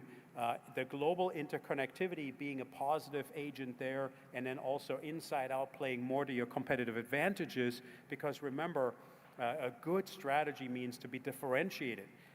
You want Silicon Valley and Shenzhen to be coming here and saying, please, please, can we tap into what you are uniquely known for, right? Rather than trying to be like everybody else out there. And I think if we do that, then that power broker future in the cognitive economy is a bright one for Kazakhstan, and we can stay away from the pawn in the new great game. Excellent. Thank you. Patrick, let me turn to you to the end. Yeah, I agree. Let me turn to the end there as we close up. Minister, I'll finish with you if I may. Patrick, I did actually ask Gemini what would be the hardest, trickiest question I could ask you on this panel. I'm not going to ask you that question. But I will say that obviously you're sitting next to and nearby and in the earshot of very important people for the region and very influential people. So what would be, if you could change, if you could change one thing, or if you could, ask if you could offer one piece of advice to policymakers and citizens and leaders in here on navigating the complexities of the AI race right now, what would it be? So let me start with where we try to take responsibility as a company before I give advice to others. So I think we need to put, building on what you said, we need to put people in the center of all our AI thinking, right? If we actually manage to help people in their daily lives, if we make a difference on sustainability, for example. That's one of the big hopes, that AI will help us to accelerate technology to make improvements on the sustainability. It's a risk for all of us, right? If we can put AI to work to have this economic impact we talk about and more people have a solid economic future, that will lead to less, and if we can help AI to improve science and fight diseases, as we discussed earlier with AlphaFold, that will actually lead to less populism, and people will understand the benefits, embrace the benefits, and really invest. And that is maybe the advice you were asking for. I actually, and I said I do it for myself, and we're trying to do it as a company, and I think countries should do it. I still believe that all countries and all companies at the moment are at a starting point, right? This is just the beginning, right? So it really depends on each individual, on each company in each country, how to embrace that and really invest in learning the new tools and putting them to work. And what I love most is to think of what are the biggest problems we should tackle, right? Look for big problems, right? And then think how you could throw AI at it to try to solve them. And we like to say, be bold on that one, be responsible, and be together, right? Do things together, and I can see Kazakhstan doing that already, going into many great partnerships, and that can leverage beyond the size of the country. Excellent, thank you. Minister, if I can give you the last word. We've had a great deal of progress been made. We've had some great deal of initiatives being started and also ongoing. Where do you want Kazakhstan to be in the global landscape of AI in 2035? What does success look like for you? So Kazakhstan, being one of those leading countries in the region in terms of digital transformation and building up the robust innovative ecosystem, not only in public services, digital transformation, but also in the spheres like the startup ecosystem, crypto industry development with the provision of kind of certain and good regulatory clarity on that front, but at the same time for AI. So we believe that Kazakhstan currently is playing, and we touched already the topic of middle power, and Kazakhstan is playing kind of a bridge between our region and the say western part of the world. And so we are already kind of feeling responsibility not for our country only, but for the region. So that there is a C5 country, and there is also a C5 plus one. One is the US. Yeah, there is a platform, and so we are trying to unite the region so that no one is left behind. So we believe that. So we want by 2035 and beyond that we want the leveling up of the at least digital stance, digital transformation, in order to have a broader people, broader opportunities, broader markets, and that the opportunities will be provided by those markets. So in terms of challenges, I know that the geopolitics always will be in place, and the challenges between and rivalry between the countries. So it's important for Kazakhstan to navigate in a way so not to become a collateral damage of all those dynamics. Thank you so much. I had so many more questions. I'm really annoyed I didn't get to them. But thank you so much indeed, Professor Groth as well, Patrick Vonking from Google as well, and Minister. Thank you so much for your time, and thank you for asking me to panel over this. I've really, really enjoyed it. Thank you to everyone.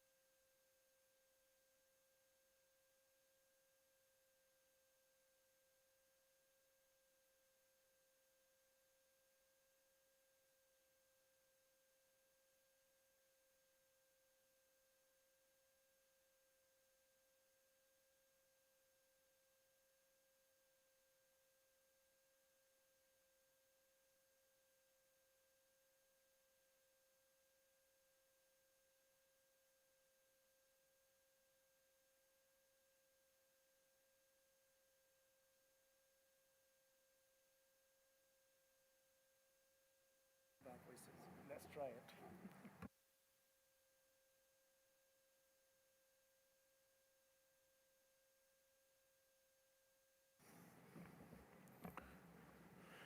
Ladies and gentlemen, good afternoon, or perhaps good evening, since it's 5 o'clock.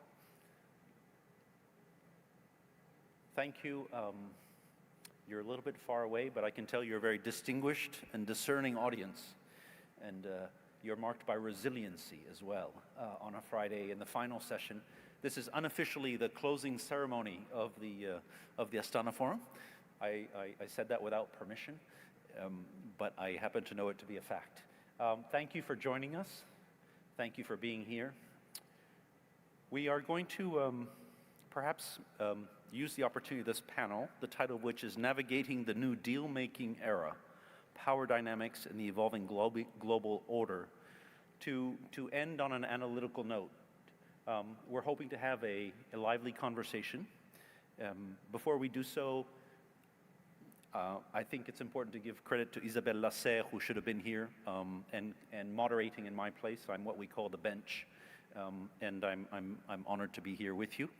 I think the last thing I would like to say is, since it's the last session, if you'll allow me on your behalf to thank our hosts, to thank the organizers, to thank all the liaison officers who ensured that all of us got where we needed to be. The technical assistance has been superb. And across the board, I think we owe a big debt of gratitude to everyone involved. Thank you very much. So, my name is Joshua Lincoln. I'm based at the Fletcher School of Law and Diplomacy at Tufts University. I'm also a visiting fellow at Kellogg College, University of Oxford. And I have with me a very distinguished scholarly group. And it's been a busy 2025 so far, and we're not yet halfway there. The global political, economic landscape is undergoing a fundamental shift. Traditional alliances, shared values, multilateral frameworks, all the building blocks that we frankly have been used to for decades are under question. And I'm hoping that we're going to have a conversation about that in particular. Also, we've benefited now for 2 days of the view from the heart of Eurasia, from Central Asia, from Kazakhstan, from Astana, forcing us to think about things a little bit from perhaps a vantage point or a lens that might not be our usual one. And I'm hoping that that also can work its way into the conversation. I think we have sort of three questions, three main questions. How are traditional alliances being redefined in this more pragmatic landscape? By that, does it matter less who you fought World War II with, and does it matter more what you need to generate your cognitive economy, as the former panel was talking about? The second is, following on from that, what are the opportunities? What are the challenges of this great shuffling? Can we see them yet? It's all happening relatively quickly. I think we want to try and tease out what we think we're seeing in this highly dynamic, highly fluid process. And I think the third question would be to take it back to national actors, but also to non-state actors. how are middle countries, middle powers, we've heard a lot of talk about it. By that we mean everyone below the big two, I suppose, or the big three, perhaps. I don't like the word small states. It doesn't speak to their agency, their dynamism, their innovation, their creativity, but I don't have an alternative name for it. So medium and small states, what's the leverage? What are the pathways that are emerging? What are the choices for them? And I think for that purpose, we have with us, we're very fortunate, Nur Jazlan Mohammed, Deputy President of the Senate in Malaysia. He's bringing the insights from a strategically situated, economically ambitious, emerging economy and a regional middle power in Southeast Asia. And we're hoping he'll offer that perspective. Charles Powell, Director of the Elcano Institute. And we're hoping to hear about Europe from you, and that you will tell us what it feels like from the heart of the EU these days as we watch these challenges and these developments in real time. Brianne Todd, Professor of the Practice at the Near East South Asia Center for Strategic Studies, and the National Defense University. I think we would like to put the question of the U.S. strategic relationship with the rest of the world to you, and perhaps its relationship with Central Asia. Bruno Tertrais, the Deputy Director of the Fondation pour la Recherche Stratégique out of Paris. And again, perhaps a regional focus if you would like, of your choice, but if not, looking to you for the evolving role of alliances, security alliances, geopolitical alliances, and how they're responding to the era of deal-making, if I can use that expression. Finally, Rüdiger Frank, Professor of East Asian Studies at the University of Vienna, and here again, with vast experience in East Asia, Southeast Asia, but also on how thematically transactional politics are playing out, including the idea of multipolar anarchy, which we're hoping to hear a little more about. So, on that basis, if you'll allow me, I'll throw a couple of questions out, and then we can move the ball around here on Friday evening. If I may start with you, Deputy President Nur Jazlan. As a senior political leader in Southeast Asia, how do you see the traditional regional alliances? I'm thinking about ASEAN.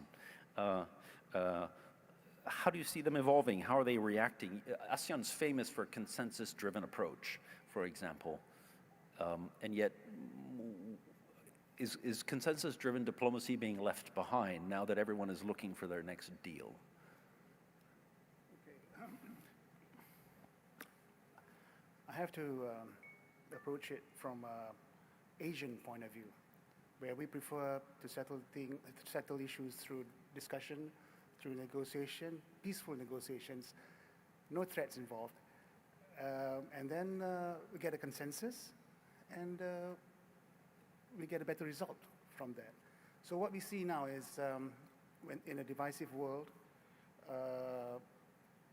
the rigid structures that existed before, for example, like the EU, it's a rigid bloc. Those structures are no longer relevant in the current situation. So what is happening is a series of unilateral arrangements are emerging. And Malaysia, ASEAN, we are looking at several other partnerships on a bilateral stage, so that we can work together with them for our mutual prosperity. The biggest issue today is to address the issue of income inequality and also the widening wealth gap. So if we want to achieve something, it must be with that objective in mind. So that's why the ASEAN, we hold the chairmanship of ASEAN this year. The main theme of ASEAN this year is inclusivity and sustainability. That means we grow together, nobody gets left behind. So like I said, we are looking at unilateral kind of arrangements with other countries to achieve this purpose, so that we can actually navigate ourselves. Remember, Malaysia is a central country in South China Sea. So we handle, our giant neighbor, China, delicate relationship, but our biggest trading partner. We are a trading nation. And now, in terms of defense and security, we have to handle other parties like the United States in the picture. So that's why I say it's complex, but going forward, it's about negotiation, discussions, and a peaceful outcome. Can I just ask, did I understand you therefore that in a way, even as your ASEAN's relations outside of ASEAN become more transactional, you're still fighting to hold on to the consensual method within it? Do you feel a tension between those two? No, coincidentally, since 1967, ASEAN has helped to create peace and sustainability in this ASEAN region, where we actually grew together. Nobody got left behind, and that has been going for 50 years. So I think our model about peaceful discussion, peaceful negotiation, is the best way to go, and we have proven by our increased prosperity over 50 years. Thank you very much. Charles, turning to Europe, NATO, the EU, does this sound familiar? What's the experience from there? Thank you, Joshua. Good afternoon. Let me concentrate on the EU first, if you like. I think the fascinating thing for us in the EU is that this much more transactional world is forcing us to revisit some of the basic assumptions that we normally make about who we are and what we do. So what are we? We are an internal market of 450 million inhabitants, worth $17 trillion. We're not obviously a nation state, we're not a superpower, we're not even a confederation, I would argue. We are 27 member states. Remember, our motto is united in diversity. That's really aspirational, rather than a depiction of reality, perhaps. And at the same time, in the past, we regarded ourselves as a normative power. In other words, our strength doesn't lie in physical force or coercion. It lies in our ability to mold norms. And the problem is that in this world that you were describing in your introduction, all of the norms that we believe in are being contested. So that's a big challenge. And I think we basically find, we find ourselves that we're a herbivore surrounded by carnivores. And as well, an English author called Robert Cooper used to say that we are a postmodern entity surrounded by modern, or in some cases, pre-modern states. So that's not what I really want to stress is that this transactional world is not a comfortable context for the EU to operate in. And I think we basically face three challenges. The first is how to deal with China. Back in 2019, we described China as a partner, for example, in the struggle against climate change, as a competitor in trade terms, and as a systemic rival, which is the most interesting definition, I think, precisely because China doesn't really accept those norms that I was talking about. The big debate in Europe, I think, is how far do we take de-risking? There are some countries which are reluctant to de-risk, Germany perhaps being a case in point. Others are much tougher. The second challenge is how do we deal with the gentleman in the Oval Office? And if I can get this off my chest, I would like to say that it's very disturbing for us to hear the President of the United States say that the EU was created to screw, if you will pardon me, the United States. He is obviously unencumbered by historical knowledge. The EU is largely, originally, actually an American project, a project designed to guarantee peace and stability in Europe and beyond. So how do we deal with this disruptive phenomenon? Well, our answer is strategic autonomy. Now, strategic autonomy almost seemed to be dead. It was invented, the concept was invented a few years ago, but Mr. Putin and Mr. Trump together have given it a spectacular new lease of life. Now, the problem with strategic autonomy is I think we are all in agreement that the EU needs strategic autonomy in areas like energy, technology, science. And strategic autonomy basically means that we need to have the ability to defend our values and our interests without asking third parties either for permission or for assistance. The problem is the defense dimension.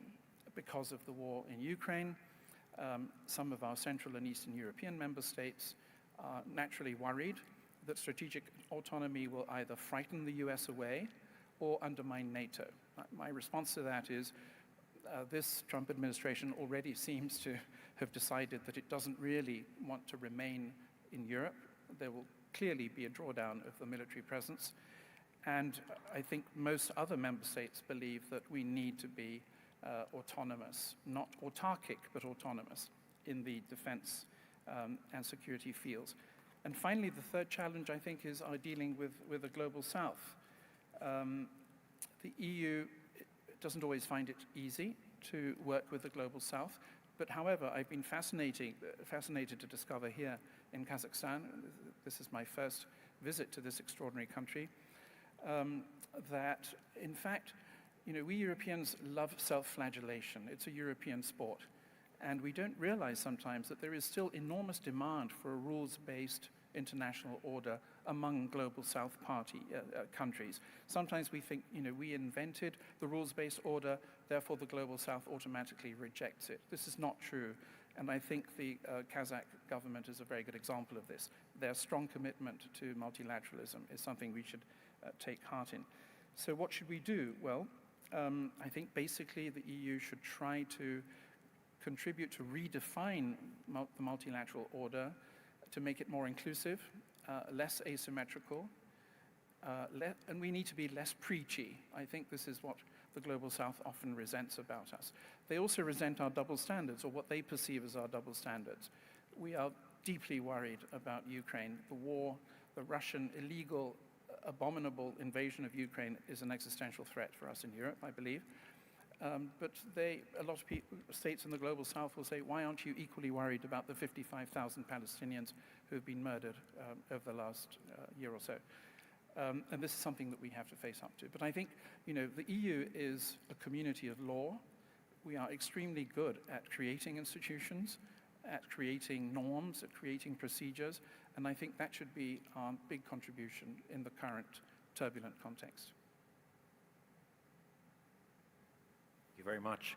A great start and a number of things to retain here, the sort of the search or the resurgence of strategic autonomy. I love the idea of the herbivore among carnivores and the sort of the implications of that, and I think autonomous but not autarkic. So maybe we'll keep it moving for now. Brian, if I may, would you care to supplement some of the remarks just made by Charles and bring in particular the evolution, if there is evolution, of a U.S. strategy or outlook in this new, I won't call it an era, but let's call it in this new movement, in this new direction, in particular with Central Asia, perhaps? Absolutely. Thanks for that question, Josh. So I think if you look back, going to 1991 when the countries became independent, the United States has always valued the independence, sovereignty, and territorial integrity of the countries in Central Asia. That's something we say all the time, and I think that holds true. And I think in the last administration in particular, but even preceding administrations, we had a defined end state. It was to work with our Central Asian partners to help make the region safe, secure, resilient, and we had a number of lines of effort that we worked on to do that. Everything from food security, water, energy, the environment. Here in Kazakhstan, we did a lot of work on methane mitigation, and we were very successful in that. So there was a lot of progress in support of those objectives. I think what we see now is a shift in how we look not just at Central Asia, but I think at a lot of our partners worldwide.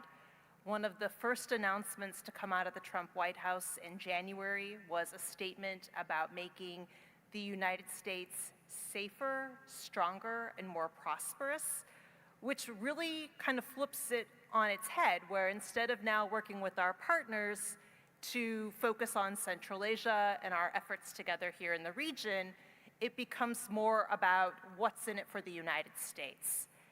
And I think that's really the key context. The other issue to really think about in any strategy is the resourcing piece. Of course, we've had a pause on our foreign assistance programs. Many of those are in the process of being resumed. Some have been cut altogether. But I think really where we're at right now is a moment of great uncertainty in terms of what will continue to be supported and what will not, which makes creating any strategy, whether that is for working with Central Asia or any other sub-region, quite frankly, very difficult, because you can have a defined end state, but if you don't know your means to be able to execute it or support it, where do you go from there? So I think where we're at right now is everyone is waiting to see, okay, well, what does this mean for Central Asia, for other countries, whether it's our partners in Europe?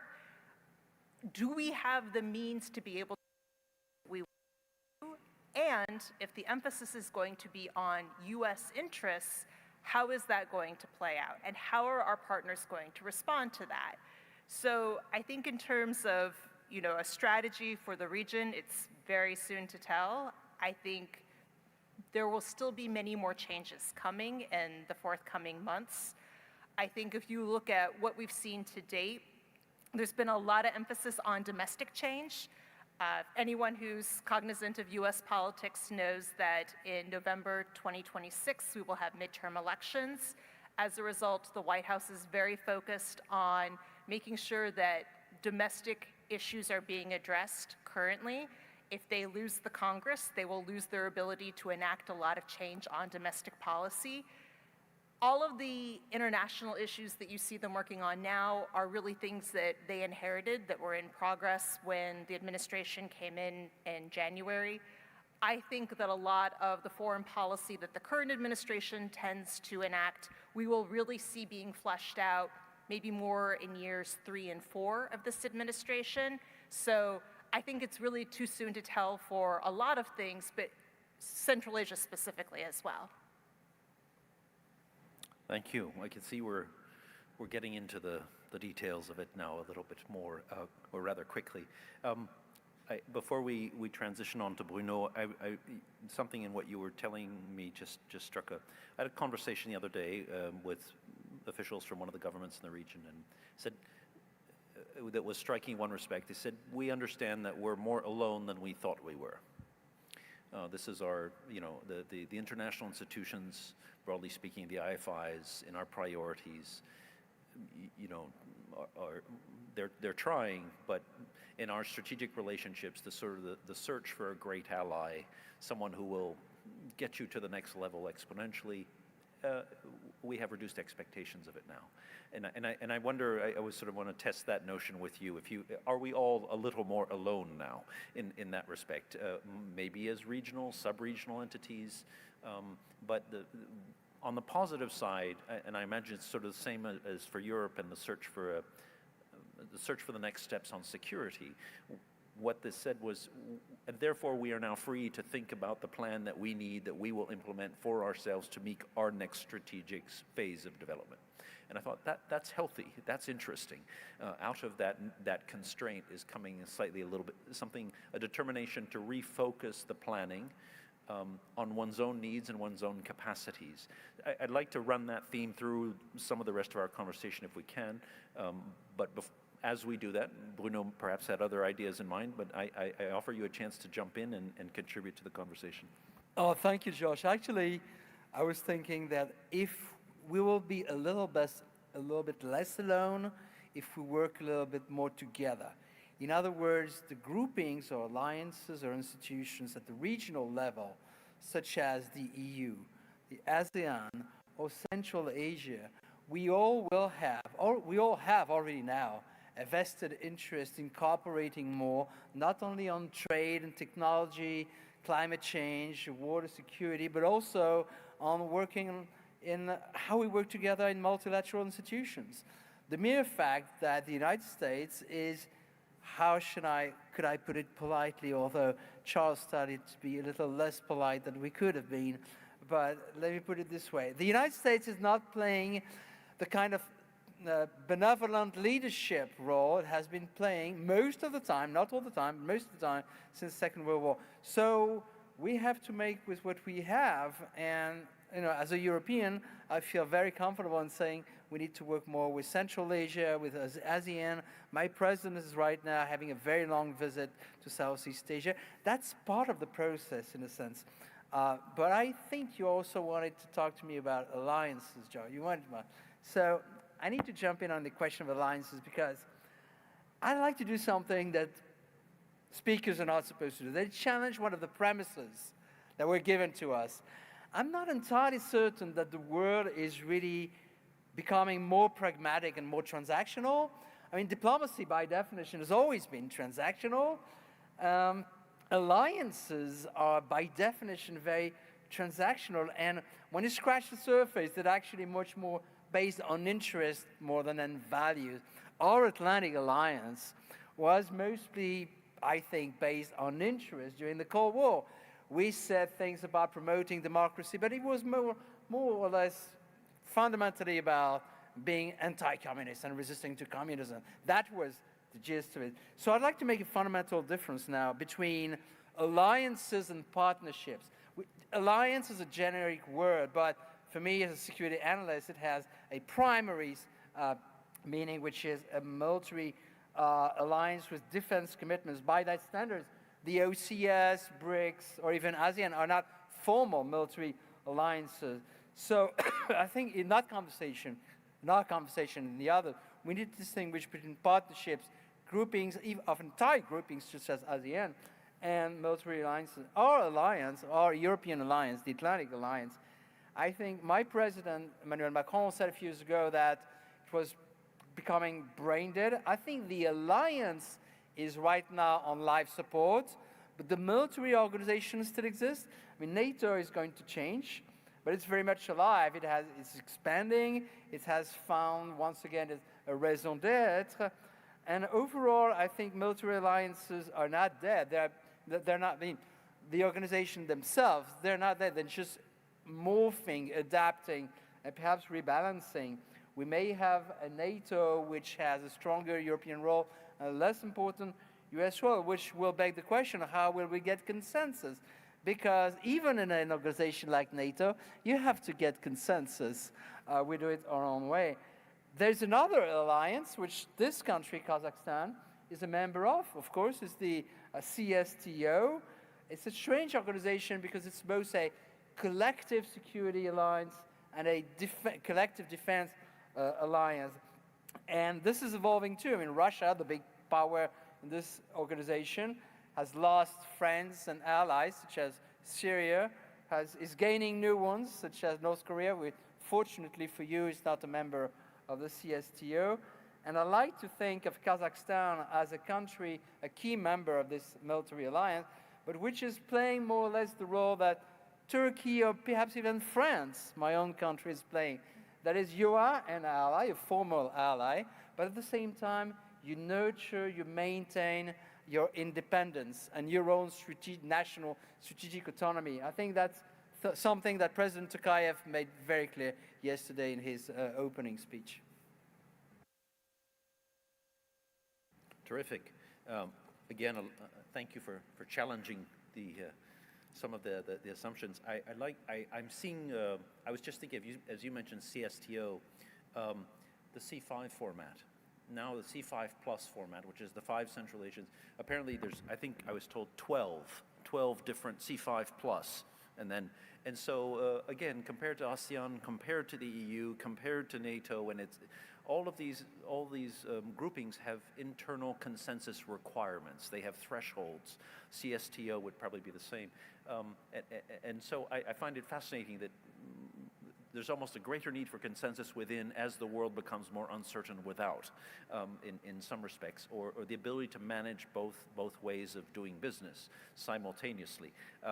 But I think we need to please turn to Rudiger Frank for another round of inputs to get the conversation fully started. If I may, I wanted to ask you about China and the U.S. and the rise thereof, and specifically how this is affecting security and economic frameworks as a whole. And I think we're halfway there, but has ideology been replaced? Yeah, thank you. I'm happy to comment on that, but I actually wanted to start by referring to a point that you made at the very beginning, that this is the unofficial final plenary. So it's a time to look back. And I see myself arriving in Vienna on Monday, being both exhausted and confident. Exhausted because of the Astana half marathon I'm going to run on Sunday. Exhausted probably also from nodding all the time because I heard so many things that I agree with. And confident for pretty much the same reason. Confident because during the last 2 days, I was actually quite struck by the fact that the vast majority of our thought leaders and our representatives and leaders seem to have made a major step towards solving the problem, and that is understanding and acknowledging it.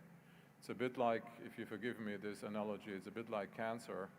Of course, it's not good news, but if the doctor tells you that, it's already the first step. You have to understand what the problem is. Then you have to somehow make your peace with it, and then you can try to tackle the whole issue, to solve it. And I think the problem is what I call multipolar anarchy, and that's something we all need to deal with. That's an international system characterized by the absence of binding or near absence of binding global rules and institutions on one hand, and I think we talked a lot about that. But that's combined with the emergence of regionally stable orders maintained by either dominant single actors or alliances or partnerships. So we talk about a fragmented world where we have this very interesting coexistence of global anarchy on one hand and regional order on the other hand. I do believe that this is going to be only an intermediary condition on the way towards a more stable global order, whether again in the form of renewed unipolarity, another bipolar structure reminiscent of the Cold War or Cold War 2.0, or maybe an as yet undefined configuration. The problem is that although transitional, this condition might last for 1 or 2 decades, so we better get ready to deal with it. Again, I think we already started talking a lot about these things, and I really hope that we will be able to continue that today, including looking at previous experiences. If I may add this before I stop.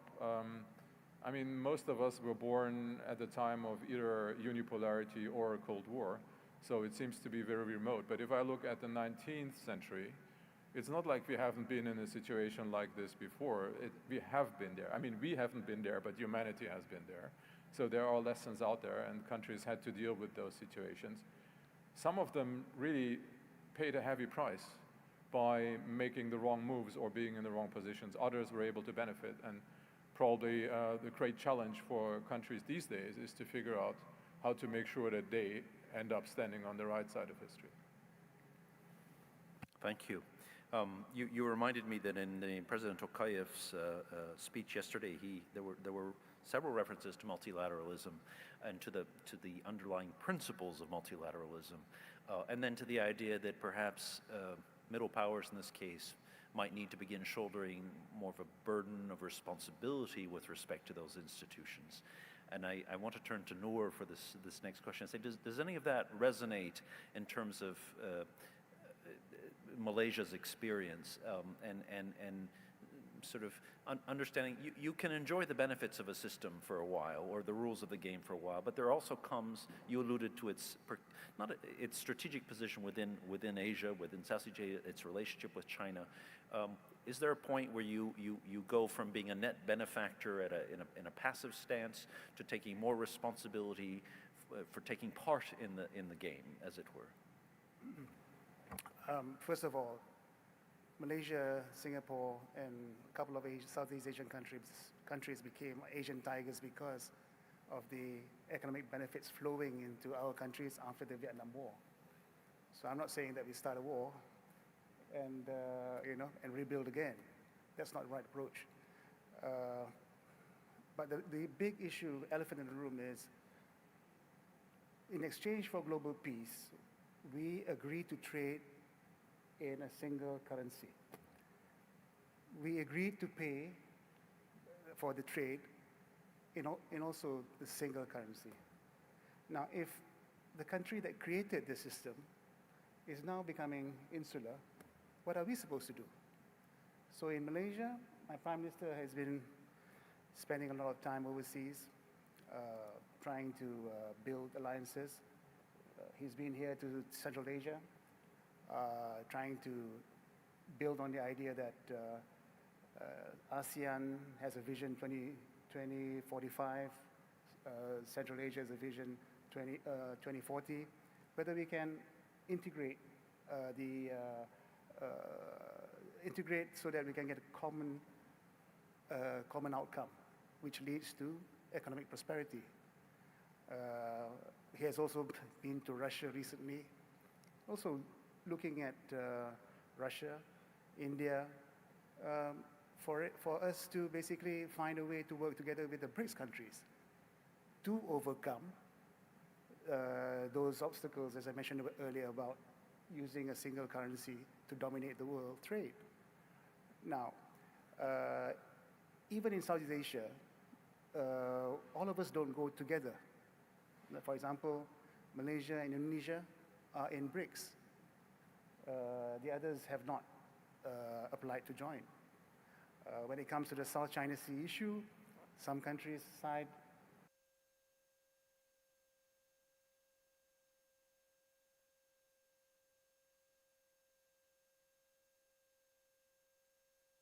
with China, because we in ASEAN did not have to arm up because there was no threat.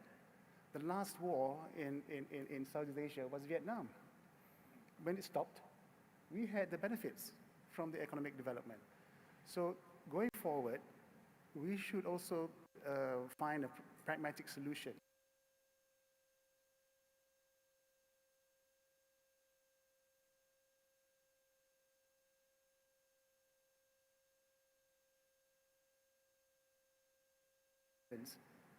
There was nothing there, but now it's become.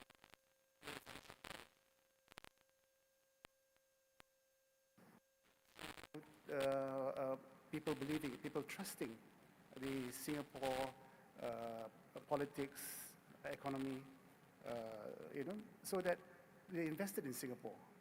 And Singapore became, today, quite a substantial power. But on the other hand, they themselves arm their armed forces to protect whatever they have. But it doesn't bother us around neighboring countries around us. Because fine, we understand that you arm up, but you will not use that power irresponsibly. So my problem today is, with Southeast Asia becoming more and more conflict-ridden, the AUKUS Pact, I was talking about minilateral arrangements, so the AUKUS Pact will now bring nuclear,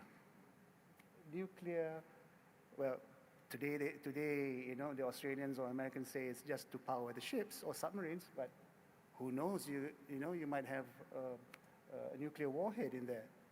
So we now, have to shift our focus from just focusing on trade, on economy, to also arm up. And as proven, war is usually not a good way to settle things. Thank you.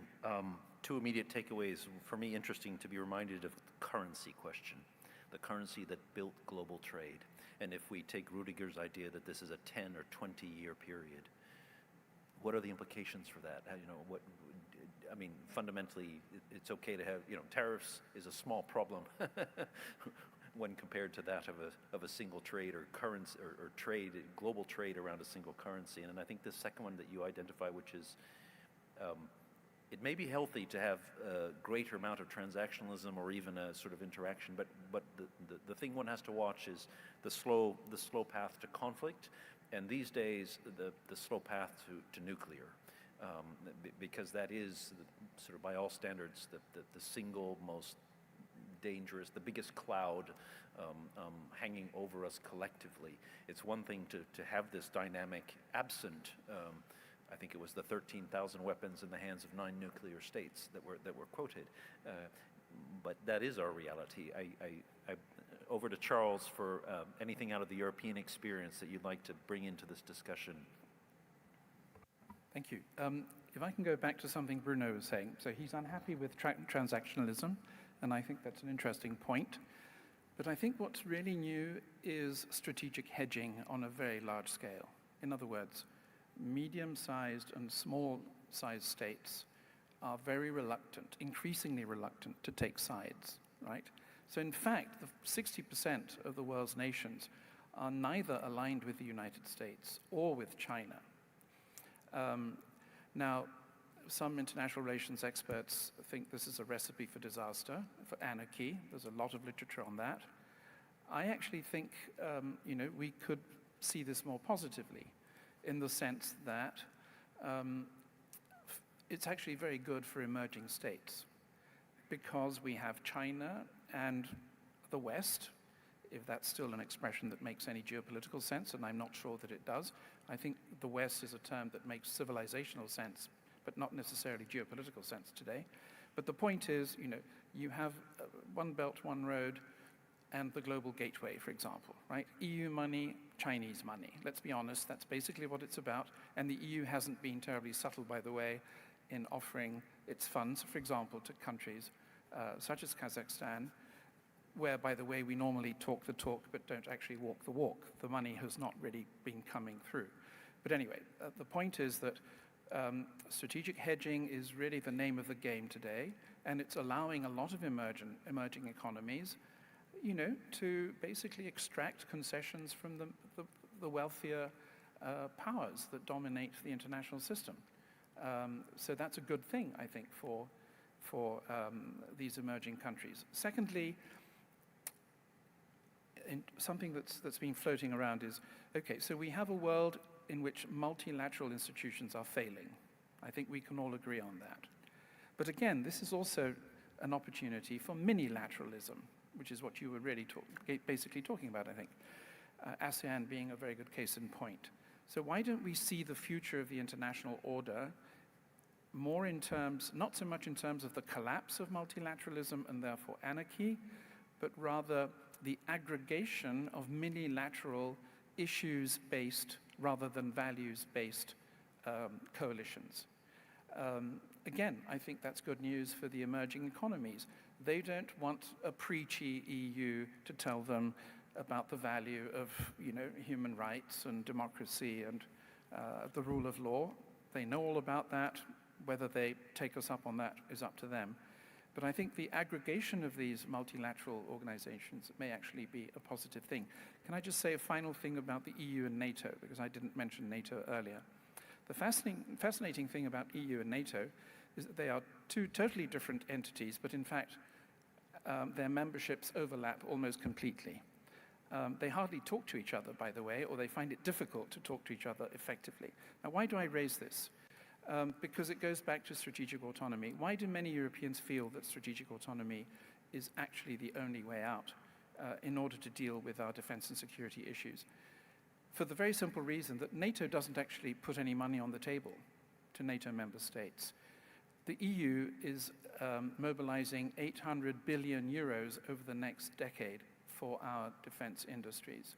So I know it's still difficult to wrap our heads around this, but basically, if we develop a European pillar within NATO, which could then divorce itself from the US if the US decides to go that way, and of course we all hope that it won't, then at least in 10 years' time, we will have the capacities.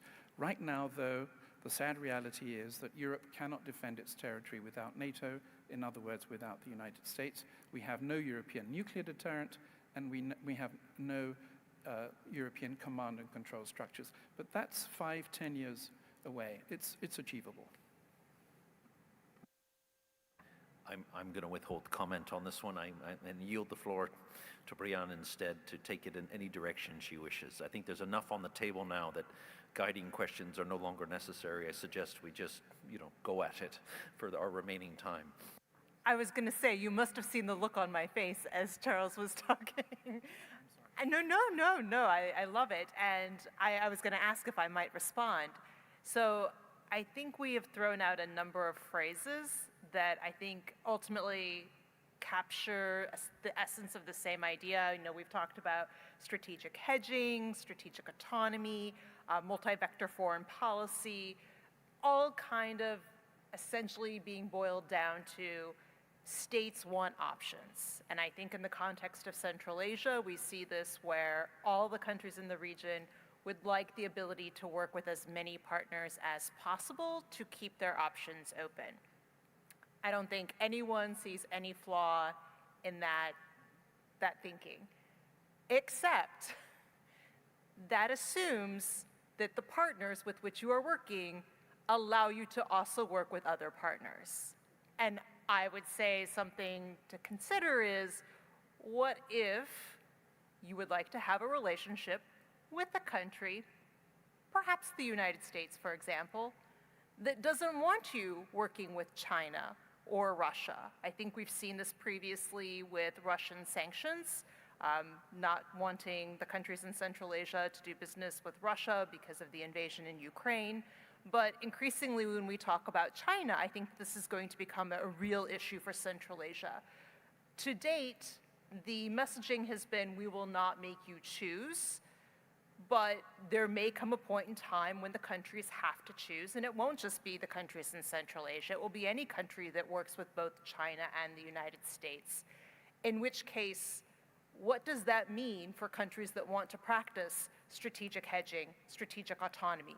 I think there's going to be some real tough trade-offs that have to occur. I can't tell you what those trade-offs are because I think they're going to be different for every country, but the leadership of those countries will have some very difficult decisions to make, and it will boil down to what kind of relationship do they want to have with the United States. Bruno. Yeah, thanks. There are 2 points, really, that I'd like to tackle at this point. First of all, Josh, you encouraged us to tackle the nuclear question, and I was intrigued by the Deputy President's suggestion that maybe there would be a day where, because of the AUKUS alliance, there would be nuclear-armed submarines in his region. There are definitely some Chinese nuclear-armed submarines these days. They're very close to your territory, but as much as a French person, I don't like the AUKUS thing too much. I can tell you for sure that the probability of having nuclear weapons in these submarines is, like, at this point, close to zero.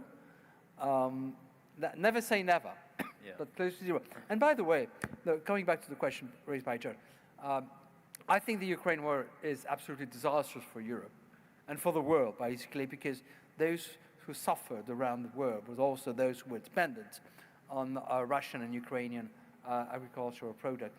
But I think that if there's only one area, and probably only one, where Mr. Putin has remained reasonable, it's in the manipulation of the nuclear risk.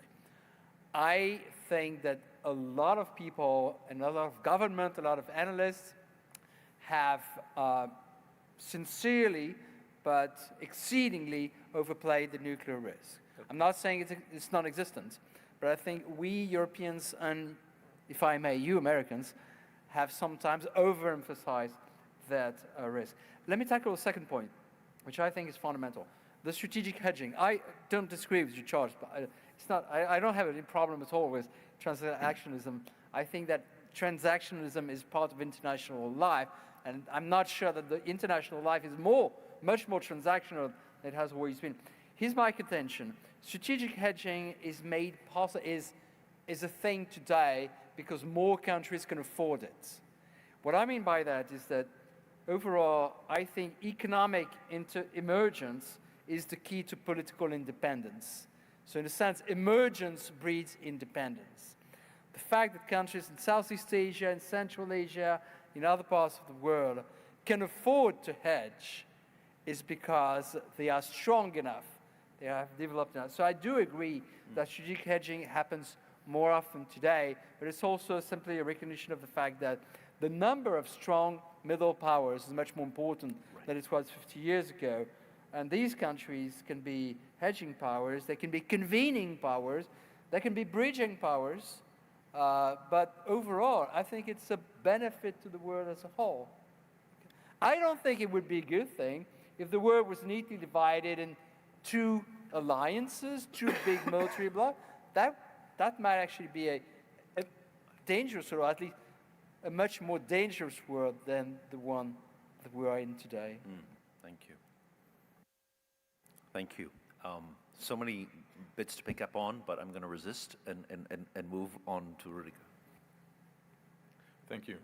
Well, on the countries and their opportunities to choose, I think in the last decades they never had more freedom to make a choice. And I think this is a fundamentally new thing.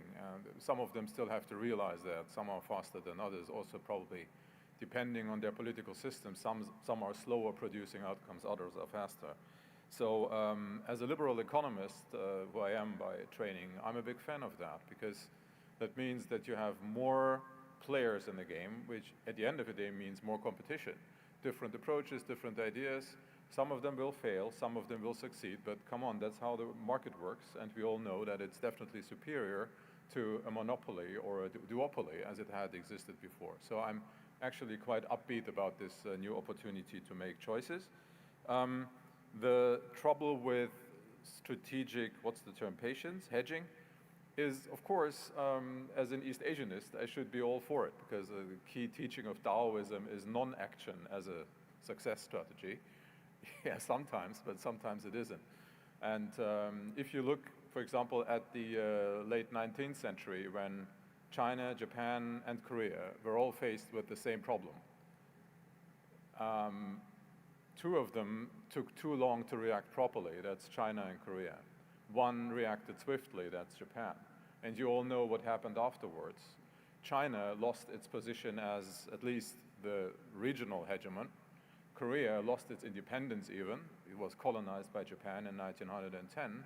And Japan rose to a status that it didn't even lose despite its loss in World War II and 2 nuclear bombs dropped on its territory. So sometimes non-action is not the best strategy, right? And on the nukes, yeah, so far so good. We will have a presidential election in South Korea on Tuesday, I think, June 3rd. And one big topic actually in the election campaign has been whether South Korea should acquire its own nuclear weapons. Interestingly, even in Japan, this question has been discussed, also in connection with Article 9 of the Constitution, which so far prohibits Japan from using military force to pursue its interests. Now, so far, these are only discussions, but they are getting louder and more frequent. And so there is a huge risk, actually, of a nuclear arms race. And the thing is, it's a bit like a dam. Once it's broken, the water will flow. So far, nobody wants to be the first one, because you would violate the Non-Proliferation Treaty and make yourself an international pariah. But with the multilateral order as we know it collapsing, that might not even matter anymore, because the US is unwilling to provide the public good it has been providing, which is more or less being the enforcer of rules. Yes, of course, it gave them the power to also dictate them according to their own liking, but they were the global policeman. And I'm saying that as a German, we were always very critical of the US being the global policeman, but yeah, but without a policeman, the neighborhood is not necessarily more secure than with the one that you probably do not always appreciate for what he's doing. So I think this is a real threat. It's a threat particularly strong in East Asia, but then it will spread very, very widely, right? And yeah, sure, we have North Korea already with nuclear weapons. But so far, this can be contained in a way, but once South Korea or Japan acquire them, that's it. Then I'm very, very sure that many other countries will follow. And it's not so difficult technologically. Thank you. I would suggest 5 minutes to wrap up, and maybe if I can give you a theme and ask you each for a final minute. It's clear that we've left one port, the next port is not yet in sight, and if I can say that, in the sense of the post-Cold War order that lasted 35, I mean, we could put the numbers together, but, you know, the early 90s until the present moment, there's been evolution within it, but fundamentally it was an order, and that one followed the Cold War, which itself followed the Second World War. So you introduced Taoism. I asked myself the question about reincarnation. Do we go in circles here? Are we going back somewhere? My instinct is we're not going back. We've left something, we don't quite know where we're going, and we're characterized by what I would call simultaneous disintegration and integration, or aggregation, in various ways, at various levels. We've heard evidences of each of those so far. It's a setup for the question, if we don't know how long the voyage is going to take, do we have a rough idea of what a port of arrival looks like? I'd just like to comment on what Bruno said about defense. You know, America used to say, we'll defend you, but this is the condition. It's always been transactional. But when America says, oh, but now, we still keep that system, but you have to pay for your own defense. This is the problem that's, that's going to just, how do you say, disrupt the whole world and create more uncertainty. I would like to approach it from another level, AI, because that is going to set the standards for future economic growth, defense, etc. Now, when the internet was invented, it was American. And at that time, there were no other alternatives. So we agreed on the American standards to operate the internet. Today, you see, Google is having its own internet connections. Everybody else has got private connections, this and that. I can see the same problem happening with AI. Which standards are you going to use in developing AI, which is going to determine the future for us? You were talking about where's the port. That is the propulsion that's going to determine where the port, where the ship lands. Now, if the US says, either you follow my standards, or we consider you, with the others. But the US AI standards favor corporate companies, and it's expensive. It's not good for the whole world. Like I mentioned just now about, we do not want to leave anybody behind. So if you don't choose sides, it's the same thing. But I think this is the situation, the question that we have to grapple with going into the future, since it's so important to the survival of the world. For example, Malaysia, we do not want to choose which standards. We will just look at what's in the market and then we use it. This is the biggest risk in the world today. Where does the development of AI go, and whose benefit does it accrue to? And avoiding enforced choices. Thank you, Joshua. It's a very interesting question you've raised. I'm a historian, and as such, I'm reluctant to make historical comparisons. I think Kissinger has a lot to answer for flogging the Congress of Vienna the way he did. This is not a Congress of Vienna moment. This is not a Versailles moment. It's not a Wilsonian moment. It's not a 1945 moment. I think for the foreseeable future, as you said, we've just left the last port. We're navigating turbulent seas. We're going to live, as we've said, in a multipolar world, which shouldn't frighten us necessarily. A world of fragmented globalization, which I think perhaps is something we should stress. But this is also a world of opportunity. It's a bit like the opening lines of Charles Dickens and A Tale of Two Cities. It was the best of times, it was the worst of times. Thank you. I'm going to respond to something you said about the C5 Plus format. You mentioned that there's something now like 12 different versions of the platform. We have one with the United States. We call it C5+1, but everyone's C5+1. I think what we're going to increasingly see as we enter this very turbulent time is the Central Asian countries kind of, I don't want to say receding, but starting to band together in their own way. And I think it's ultimately going to boil down to the C5. The one is nice, but if you can't count on that one, or it comes with conditions that maybe you don't want at that particular point in time, or you're willing to accept only on an issue-by-issue basis, maybe for economic reasons or security reasons, ultimately you're still going to have the 5 countries in the region. And I think that's what we're going to see is not necessarily a pulling back, but more of a coming together in the moment at the core. Yeah, let me make 3 points really to conclude. First of all, we should not miss the Cold War.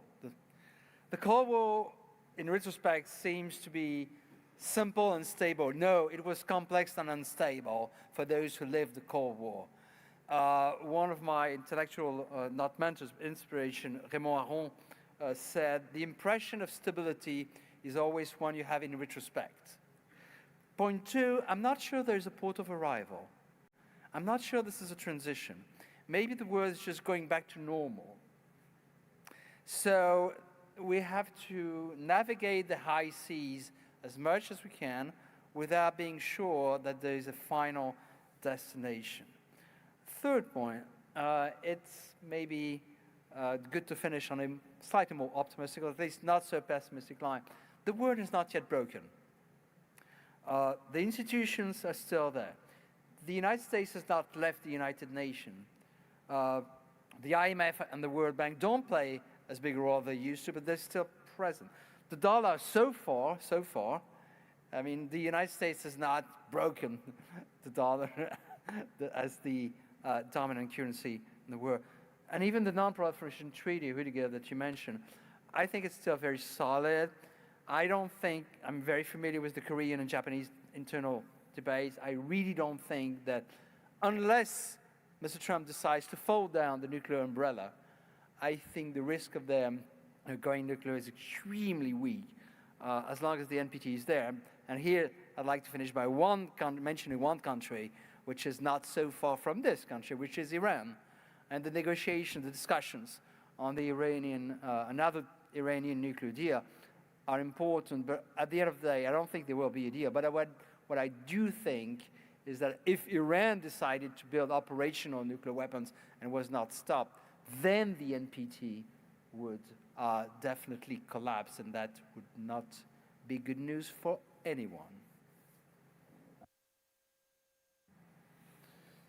Yeah, well, history does not repeat itself, that's definitely true, but it rhymes. And if I may use an analogy that I think is from Karl Marx, if you look at it from the top, it looks like it's going in circles, but from the side, it's actually a spiral. So there are parallels, and I think it's not a bad idea to try to learn from history with all due caution, of course. Yeah, predicting the future is fun. You never really know. I see 2 possibilities for a new stable world order, be it bipolar or tripolar or whatever. One is based on pragmatism, basically very sober national interests. This might be a bit more peaceful, I suppose. The other option is indeed an ideology-based multipolarity. In the Cold War I, we had socialism, communism versus capitalism, whatever. We have, unfortunately, so many more options for division along religious lines, for example. And that, of course, would be the nightmare scenario. So I hope that eventually, slowly but gradually, we will arrive at a more stable situation. If that is a sober one, if that is based on pragmatism, it means multilateral cooperation for the best of everybody. Thank you very much. I will not try to summarize the discussion. That would be a mistake. I do share the sense of optimism, though. I think just if I can finish on a personal observation, the last day and a half have surprised me a lot. Repeated instances of creativity, entrepreneurship, pragmatism, reference to guiding principles. There's been a lot on AI and the cognitive economy. I come away thinking the world is more complicated and more beautiful than I thought on arrival, and that generally is a good thing. It's not to understate the risks or the difficult choices and a number of them have come up. But I think what is also emerging is that the world is becoming a richer place. More actors capable of more agency is fundamentally a positive thing. It carries risks, but I was thinking about, the organization called the United Nations, created in 1945 with 51 members, and here we are at 193, and it took a period of time for those to even sort of gain control of their national economies. But we're arriving at a point where there's a significant mass of member states that are capable of a measure of agency and autonomy, of economic power, which gives them then greater agency that was not the case even 20 years ago. And that's a very interesting, more stable, more complex, but ultimately more hopeful system to build on. Thank you very much, ladies and gentlemen. The session is closed. Thank you for staying with us, sticking with us, and thinking along with us. And have a lovely evening, and we hope to see you again soon. Thank you.